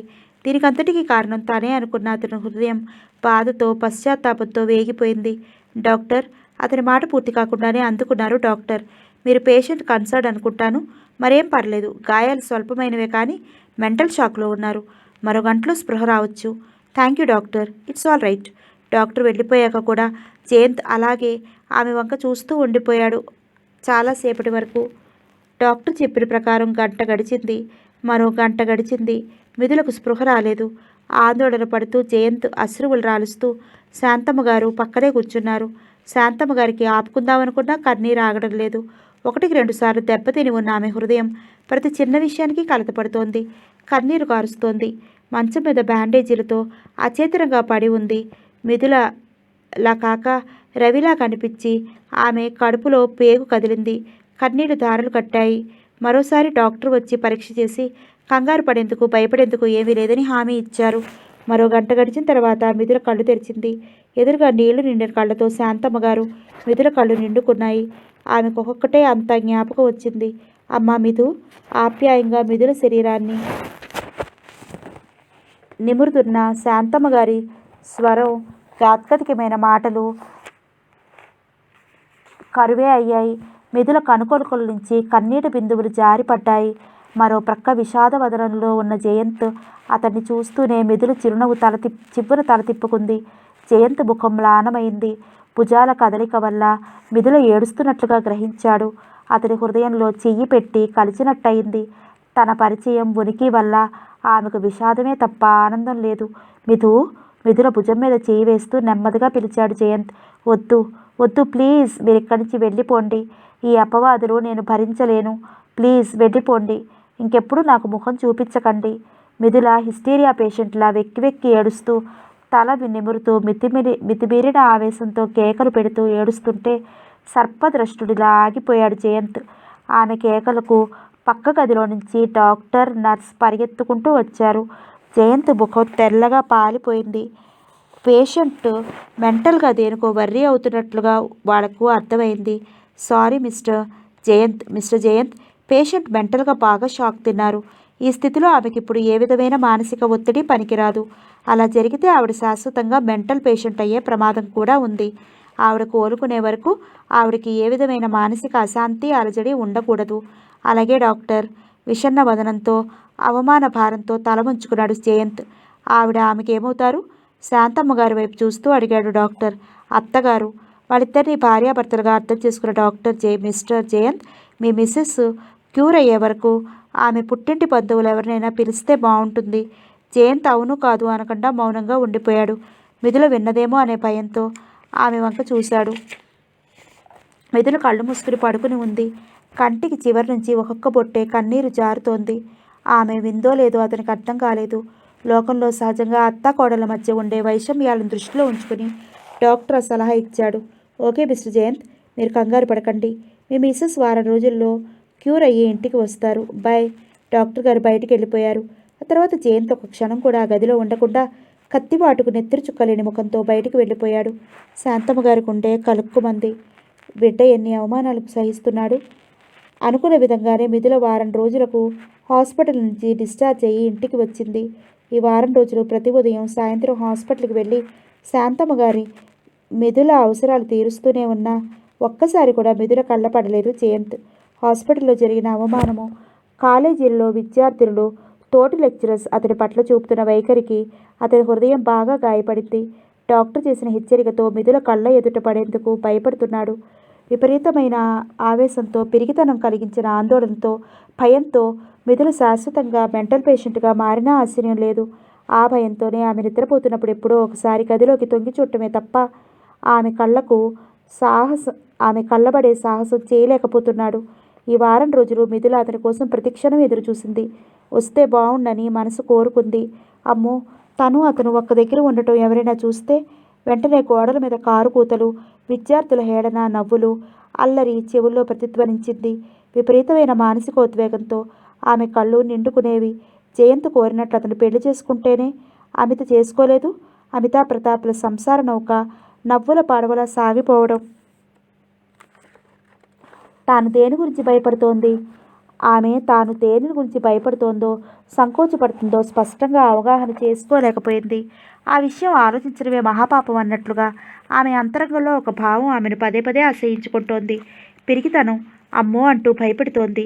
ఈ వారం రోజులు ఆమె మంచం మీద పడుకుని ఫ్లవర్ వాజులో అందంగా మెరిసిపోతున్న ప్లాస్టిక్ పూల వంక చూస్తూ ఎడతెరిపి లేని ఆలోచనలతో సతమతమైపోతూ గడిపింది. ఈ ప్లాస్టిక్ పూలకు తన జీవితానికి ఎంత దగ్గర పోలిక! ఈ ఆలోచన పదే పదే ఆమె కళ్ళను తడిచేసింది. ప్రతి అడుగుల సవ్వడిని జయంత్ పాదాల సవ్వడిగా భ్రమపడుతూ ఆశను, ఆతృతను నింపుకుంటూ నిరీక్షించిందే తప్ప పెదవి విప్పి అతని గురించి శాంతమ్మ గారిని అడగలేదు. తను అవమానించింది నిజమే. అయినప్పటికీ అతనంత కఠినంగా రాకుండా ఉండగలడని ఆమె అనుకోలేదు. మిథు, టెలిగ్రామ్ ఇప్పించి మీ అమ్మ వాళ్ళను పిలిపించమంటావా? దుఃఖోద్వేగం కొంతవరకు వెనకపట్టిన తరువాత నెమ్మదిగా అడిగారు శాంతమ్మ గారు. మిథులకు యాక్సిడెంట్ అయిన మొదటి రోజు డాక్టర్ గారు ఇచ్చిన సలహా ఆమె గుర్తుంది. మిథుల శాంతమ్మ గారి నిర్మలమైన వదనం చూస్తూ ఉండిపోయింది. తనకు తన వాళ్ళని చూడాలనే కోరిక ఉన్న మాటలు నిజమే, కానీ దానికి ఇప్పుడు సమయం కాదు. అమ్మని పిలిపించమని చెప్పి ఈ సౌజన్యమూర్తిని అవమానపరచలేదు. ఈమె తనకు అత్తగారు కాదు, తన పారటి దేవత. భర్త మోసం చేసి వెళ్ళిపోయినా కన్న కూతురిలా తనను కడుపులో దాచుకుంది. తన సుఖం కోసం, తన సంతోషం కోసం, తన సౌభాగ్యం కోసం ఈ దేవత పదే పదే తపన ఏ తల్లికి మాత్రం ఉంటుంది? లోకంలో ఎంతమందికి ఉంటుంది ఈ మంచి మనసు? రెప్పవాల్చుకుంటా తన ముఖం వంక చూస్తూ ఉండిపోయిన మిథులను చూస్తూ, ఏమ్మా, టెలిగ్రామ్ ఇవ్వమని చెప్పనా అందావిడ. అత్తయ్య, నేను మిమ్మల్ని అమ్మా అనే అనుకుంటున్నాను. మీ తర్వాతే నాకెవరైనా. మిథుల సమాధానానికి శాంతమ్మ గారి కళ్ళల్లో నీళ్లు చిమ్మాయి. అది ఆనంద బాష్పాలో దుఃఖాశ్రువులో చెప్పడం కష్టం. ఆమెకు మిథుల పట్ల వాత్సల్యంతో పాటు కృతజ్ఞతాభావం కూడా వెల్లువలా పొంగింది. కలకాలం కష్టసుఖాల్లో తోడుగా నిలిచి ఉంటా అని పెళ్లినాడు ప్రమాణం చేసిన భర్త తనను అన్యాయం చేసి అర్ధాంతరంగా వెళ్ళిపోయాడు. పగవాళ్లకు కూడా కలగని గర్భశోకంలో ముంచి ఉన్న ఒక్కగానొక కొడుకు తన దారి తను చూసుకున్నాడు. ఏ తనలో కన్నబిడ్డ మిథుల తన అంధకార బంధురమైన జీవితంలో చిరుదెబ్బలా నిలిచింది. ఏ ఆశ ఆశయం లేని ఒంటరి బతుకు భారం మోయడం ఎంత కష్టం. ఈ దివ్వకు ఆశ ఆశయం కల్పించాలని, నూతన కాంతులతో కలకల్లాడుతుంటే చూడాలని తను కోరుకుంటోంది. కొంచెం బలహీనంగా ఉన్నప్పటికీ ఆరోగ్యంగానే ఉంది మిథుల. ఆమె తిరిగి డ్యూటీలో జాయిన్ అయ్యే ప్రయత్నంలో లేకపోవడం చూసి ఆమెకు కాలేజీకి వెళ్లే ప్రయత్నం మానుకున్నదనే విషయం తెలుసుకున్నారు శాంతమ్మ గారు. మిథుల పరిస్థితి బాగా ఆకలింపు చేసుకున్న శాంతమ్మ గారు ఏమాత్రం వ్యాపకమైన లేకపోతే ఆ పిల్ల ఏమవుతుంది అని దిగులు పడ్డారు. ఏం చేయాలో పాలుపోని ఆమె జయంత్ సలహా అడిగారు. ఉండండి, చెప్పి చూద్దాం. అంతగా వెళ్ళలని పట్టుపడితే మనం మాత్రం చేసేదేముంది? ఇలాంటివి ఈ రోజుల్లో సర్వసామాన్యం. ఇంత మాత్రానికి బెంబేలు పడితే ఎలా? సాలోచనగా అన్నారు ఆవిడ. మిథుల మనసు బాగా గాయపడింది. జయ, ఈ కారణంగానైనా మిథు మనసు మార్చుకుంటే అదృష్టవంతురాలు. జయంత్ నిస్పృహగా నవ్వేసి ఊరుకున్నాడు. మిథుల హృదయం ఏమిటో అతనికి అవగాహన కావడం లేదు. మొదటగా తనంటే అంతగా చిటపట్లాడిన మనిషి తనకు జ్వరం వస్తే దగ్గరుండి ఎంతగా సేవలు చేసింది. ఆ 4 రోజులు ఎంత ఆప్యాయంగా, కలివిడిగా, చలాకీగా ఉన్నట్లు కనిపించింది. మనసిచ్చి మసులుకునే నెచ్చరిలా తన హృదయమంతా ఆక్రమించుకుంది. ఒక్క విషయం మాత్రం నిజం, ఆమెకు తనంటే అయిష్టం లేదు. మరెందుకింత పిరికితనం? ఆమెలోని ఈ పిరికితనం దూరం చేసుకునేందుకు తనేం చెయ్యాలి? జయ, ఒక్కసారి మిథులతో చెప్పి చూడు, చివరి ప్రయత్నంగా. ఎక్కడ పిన్ని? ఆవిడ నా మొహం చూస్తేనే శివతాండవం చేస్తుంటే. శాంతమ్మ గారు చిన్నగా నవ్వారు. జయ, మిథుకు నువ్వంటే ఇష్టం లేదనుకుంటున్నావా? ఏమిష్టమో ఏమో, ఎదురు పడితేనే మనిషి చిటపట్లాడిపోతుంటే ఇంకెక్కడ ఇష్టం? పైకి అలా అన్నాడే కానీ అతనికి తెలుసు మిథుకు తనంతే అయిష్టమేమీ లేదని. జయ, మిథు చాలా పిరికి పిల్ల. పునర్వివాహం అంటే పాపం అనే భయంతో తన చుట్టూ తను గిరిగీసుకుని బాహ్య ప్రపంచంలో సంబంధాలు తెంచుకుని కూర్చుందే తప్ప నీ మీద ఇష్టమేమీ లేదు. జయంత్ మాట్లాడలేదు. ఆ విషయం అతనికి తెలుసు. జయ, మిథుతో ఒకసారి మాట్లాడు అంటూ శాంతమ్మ గారు ఇంట్లోకి నడిచారు. ఆమె వెనకే ఇంట్లోకి నడిచిన జయంత్ నేరుగా మిథుల గదిలోకి వెళ్ళాడు. మంచం మీద బోర్లా పడుకుని దిండులో ముఖం దాచుకుని పడుకుని ఉంది మిథుల. ఆమె నిద్రపోవడం లేదు. మిథు ఉలిక్కిపడి తలెత్తి చూసింది మిథుల. ఎన్నో ఏళ్ల తర్వాత ఎంతో ఆప్తులను చూస్తున్నప్పటి ఆతృతతో, ఆత్మీయతతో ఆశగా చూస్తూ ఉండిపోయింది కొన్ని క్షణాలు. క్రమేపీ ఆమె కళ్ళల్లో నీళ్లు నిండుకున్నాయి. జయంత్ దగ్గరగా నడిచాడు. అతనికి మిథుల ప్రవర్తన వింతగా ఉంది. తనను చూస్తూనే ముఖం చిట్లించుకుని ఎందుకొచ్చారు అంటూ నిలదీస్తుంది అనుకున్న మిథుల ఆత్మీయమైన చూపు అతని నిలువనీయలేదు. మిథు అతని చేతులు చాపాడు. ఊహించని విధంగా మిథుల అతని చేతుల్లో వారిపోయింది. అతని గుండెల్లో తలదాచుకుని వెక్కి వెక్కి ఏడ్చేసింది. జరిగిన సంఘటన ఆమె ఇంకా మర్చిపోలేదనుకున్నాడు జయంత్. ఆమె చుట్టూ నిమురుతూ మిథు మిథు అన్నాడు ఆప్యాయంగా. అపురూపమైన ఈ క్షణాలు జారిపోకూడదన్నంత ఆర్తిగా ఆమెను పొదివి పట్టుకున్నాడు. లతలా అతన్ని అల్లుకుపోయింది మిథుల. నన్ను క్షమించండి, మిమ్మల్ని అవమానించాను. అతని భుజం మీద తలవాల్చి వెక్కి వెక్కి ఏడుస్తూ అంది మిథుల. ఆమెను తల నుంచి కొంచెంగా జరిపి తదేకంగా ఆమె ముఖంలోకి 2 క్షణాలు చూసిన జయంత్ హఠాత్తుగా ఆమెను గుండెలకి హత్తుకున్నాడు. పదే పదే ఆమె ముఖాన్ని ఆప్యాయంగా చుంబించాడు. మీకు నా మీద కోపం లేదు? ఆమె కళ్ళ నుంచి నీళ్లు ధారగా కారుతూనే ఉన్నాయి. ముఖం ఎర్రగా కందిపోయింది. పిచ్చి, నేను ఆ విషయం ఎప్పుడూ మర్చిపోయాను. అది ఇంకా మనసులో పెట్టుకుని బాధపడుతున్నావా అన్నాడు లాలనగా. మిథుల తల ఎత్తి అతని కళ్ళల్లోకి చూసింది విస్మయంగా. అతని కళ్ళు ప్రేమగా, ఆర్తిగా నవ్వుతున్నాయి. అంత మంచి మనసున్న మనిషికి తానెన్ని విధాలుగా ఎంతగా అవమానించింది గుర్తుకొచ్చి అభిమానంగా తల వంచుకుంది. మరి ఇన్నాళ్ళు నా దగ్గరికి ఎందుకు రాలేదు? నాకెంత ఏడుపొచ్చిందో మీకెలా చెప్పను? రాలేదని ఎవరు చెప్పారు? వస్తే నాకు కనిపించేవారేగా. ఎందుకు? కనిపిస్తే మళ్ళీ యుద్ధం మొదలుపెట్టేందుకా? అతను నవ్వుతూ అన్నా. ఆమె ముఖం చిన్నపోయింది ఆ మాటతో. క్షమించండి, మిమ్మల్ని అవమానించడం నా ఉద్దేశం కాదు. మరి ఈ యుద్ధానికి అర్థమేమిటి?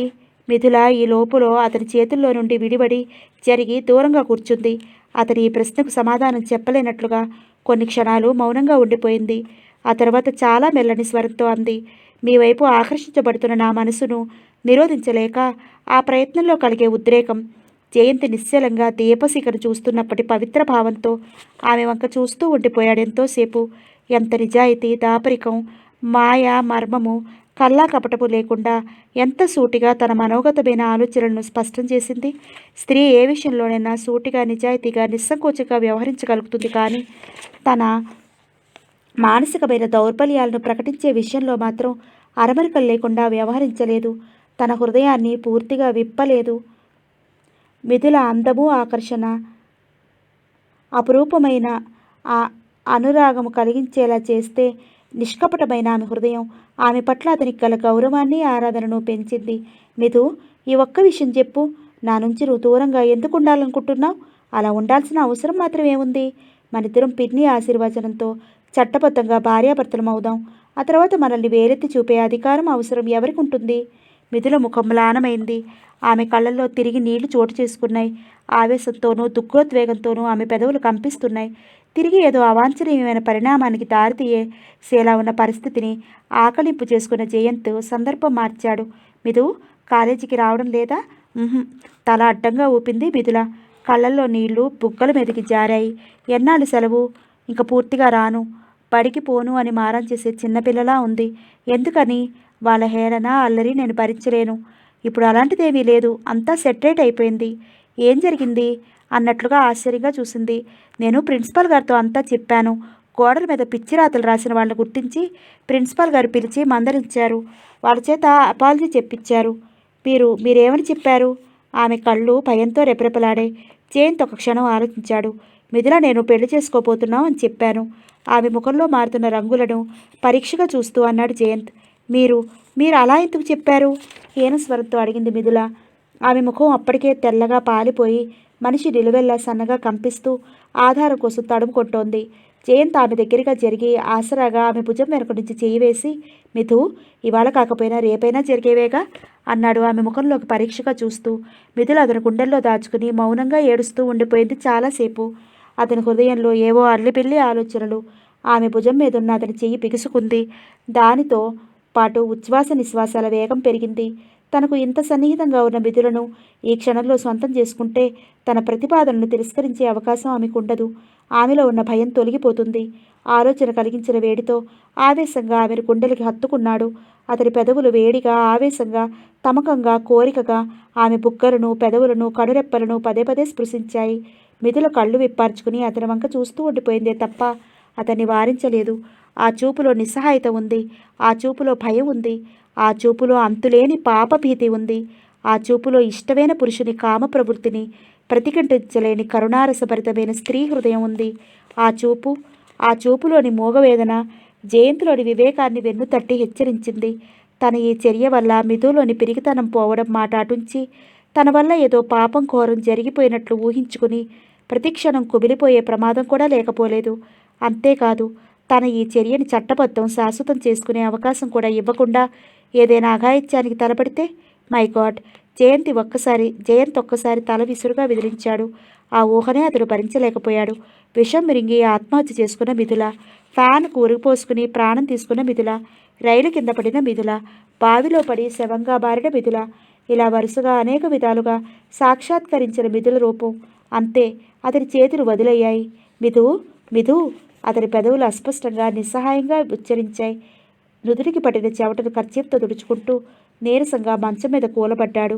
మిథుల అతనికి దగ్గరగా వచ్చి అతని మెడ చుట్టూ చేతులు పెనవేసి కట్టలు తెచ్చుకుంటున్న దుఃఖంతో వెక్కి వెక్కి ఏడుస్తూ అతని భుజం మీద వాలిపోయింది. జయంత్ రాయిలా ఉండిపోయాడు. జయంత్, మీరంటే నాకు చాలా చాలా ఇష్టం. కానీ మళ్ళీ పెళ్లి చేసుకోవడం అనే ఊహనే భరించలేకపోతున్నాను. జయంత్, నన్ను క్షమించండి. నేను పిరికిదాన్ని. వెక్కిళ్ళ మధ్య చెప్పుకుపోతోంది మిథుల. అయోమయంగా వింటున్నాడు జయంత్, మీరంటే నాకెంత ఇష్టం అంటే ఈ క్షణంలో మీరు నన్ను ఏం చేసినా కాదనే శక్తి నాకు లేదు. జయంత్, మీ సాన్నిహిత్యంలో ఉన్న నన్ను నేను మర్చిపోతాను. నా మనశ్శరీరాలు బలహీనంగా అయిపోతున్నాయి. నన్ను నేను నిగ్రహించుకోలేని బలహీనత నన్ను ఆవరిస్తోంది. ప్లీజ్ నన్ను మీరే రక్షించాలి. మానసికంగా నేను అపవిత్రను నిజమే, కానీ శారీరకంగా నన్ను పవిత్రంగా మిగల్చండి ప్లీజ్. మిథుల అతని భుజం మీద నుంచి జారి అతని పాదాలను పెనవేసుకుంది. జయంత్ ప్లీజ్ ఈ పిరికి మెదులను క్షమించి ఇలా వదిలేయండి. ఆమె అభ్యర్థన ఏమిటో అతనికి అర్థమైంది. ఆమె బలహీనతను ఆధారం చేసుకుని ఆమెను సొంతం చేసుకోవచ్చు, కానీ దానికి పర్యవసానం మిథు, నీకు మాట ఇస్తున్నాను, నిన్ను ఇంక ఇబ్బంది పెట్టను, నీకు దూరంగా వెళ్ళిపోతాను, సరేనా? అతని ముఖంలోనూ స్వరంలోనూ కూడా దృఢమైన నిశ్చయం ఉంది. మిథుల కళ్ళు జలజలా వర్షించే. ఆమె తన కన్నీటితో అతని పాదాలను తడిపింది. అతన్ని వదలలేని మనస్సు, సొంతం చేసుకోలేని పిరికితనం మధ్య నలిగిపోతున్న హృదయం. ఐఆమ్ సారీ మిథు, నేను నిన్ను సరిగ్గా అర్థం చేసుకోలేకపోయాను. I am sorry. అతని హృదయం భారంగా ఉంది. మనస్సు ఓటమిని నిరాశను భరించలేనట్లుగా మూగబోయింది. మ్లానమైన తన ముఖం మిథులకు కనిపించకుండా ముఖం పక్కకు తిప్పుకున్నాడు. తన కాళ్ళకు చుట్టుకుపోయిన మిథులను లేపి ఒక్కసారి ఆప్యాయంగా ఆత్మీయంగా ఆమె నుదురు చింబించి గబగబా ఆ గదిలో నుంచి బయటికి వెళ్ళిపోయాడు. జయంత్ ఊరికి వెళ్ళడానికి ప్రయాణమై వెళుతూ తనకిచ్చిన ఉత్తరాన్ని పదే పదే చదువుకుంటూ కళ్ళు తుడుచుకుంటున్నారు శాంతమ్మ గారు. ఆమెకిప్పుడు మిథుల మీద చాలా కోపంగా ఉంది. జయంత్ వంటి యోగ్యుడి మనసు కష్టపెట్టిన మిథుల పిరికితనం మీద జాలి కంటే మిన్నగా కోపం కలుగుతోంది.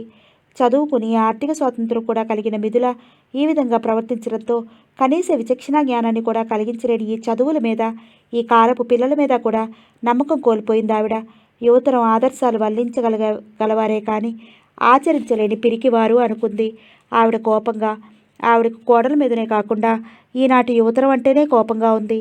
అందుకే ఆవిడ కళ్ళు తుడుచుకుంటున్న తనను చూసి బెదురుగా భయంగా ఏం జరిగింది అత్తయ్య అని అడుగుతున్న కోడలతో మాట్లాడకుండా ఉత్తరం చేతిలో పెట్టి మౌనంగా లోపలికి వెళ్ళిపోయింది. మిథుల ఆతృతగా ఉత్తరం తెరిచి చూసింది. పూజ్యులైన పిన్ని గారికి జయంతి నమస్కారములు.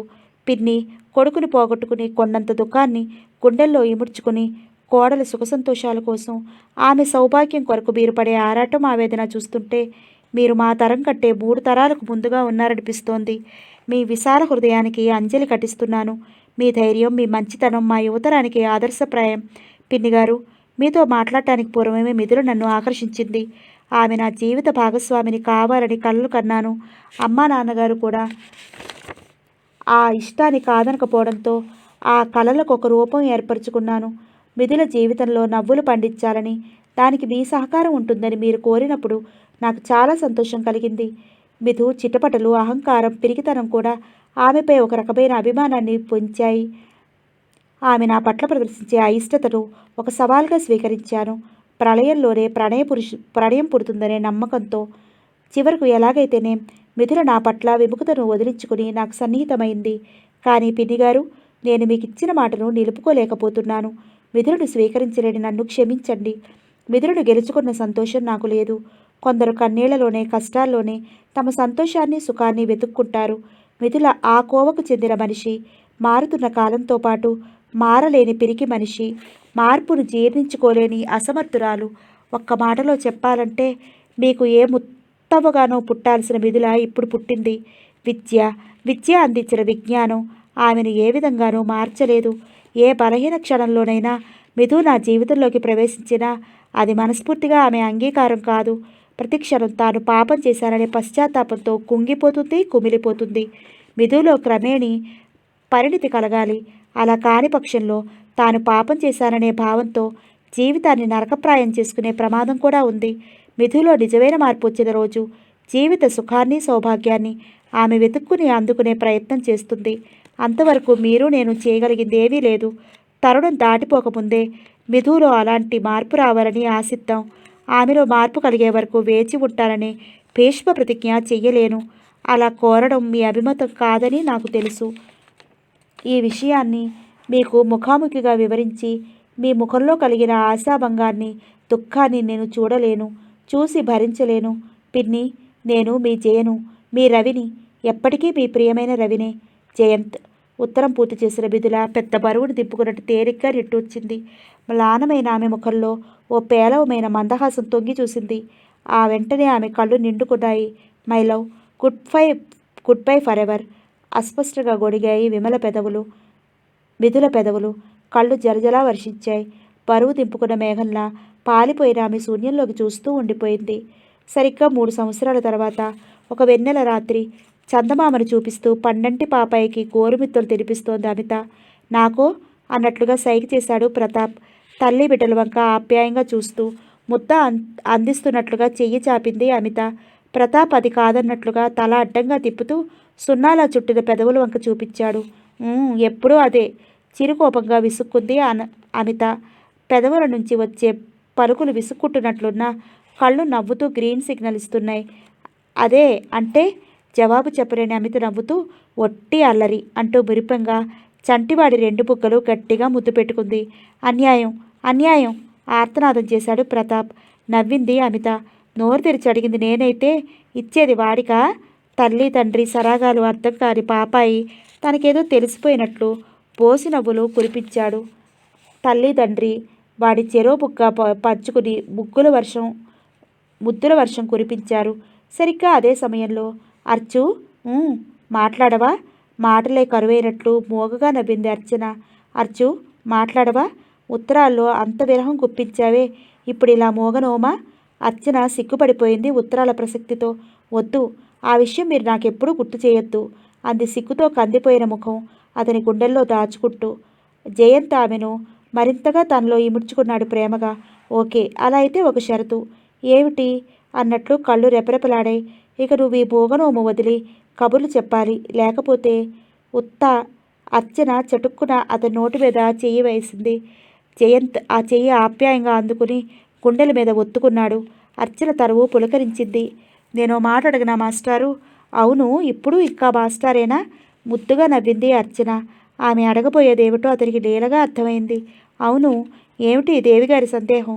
కొంచెం ఆమె ముఖాన్ని దోసిట్లోకి తీసుకున్నాడు జయంత్. అర్చన కళ్ళు మైకం కమ్మి అరమోడ్పులయ్యాయి. ప్రియునితో తొలి ఏకాంతం కలిగించే మధురానుభూతి.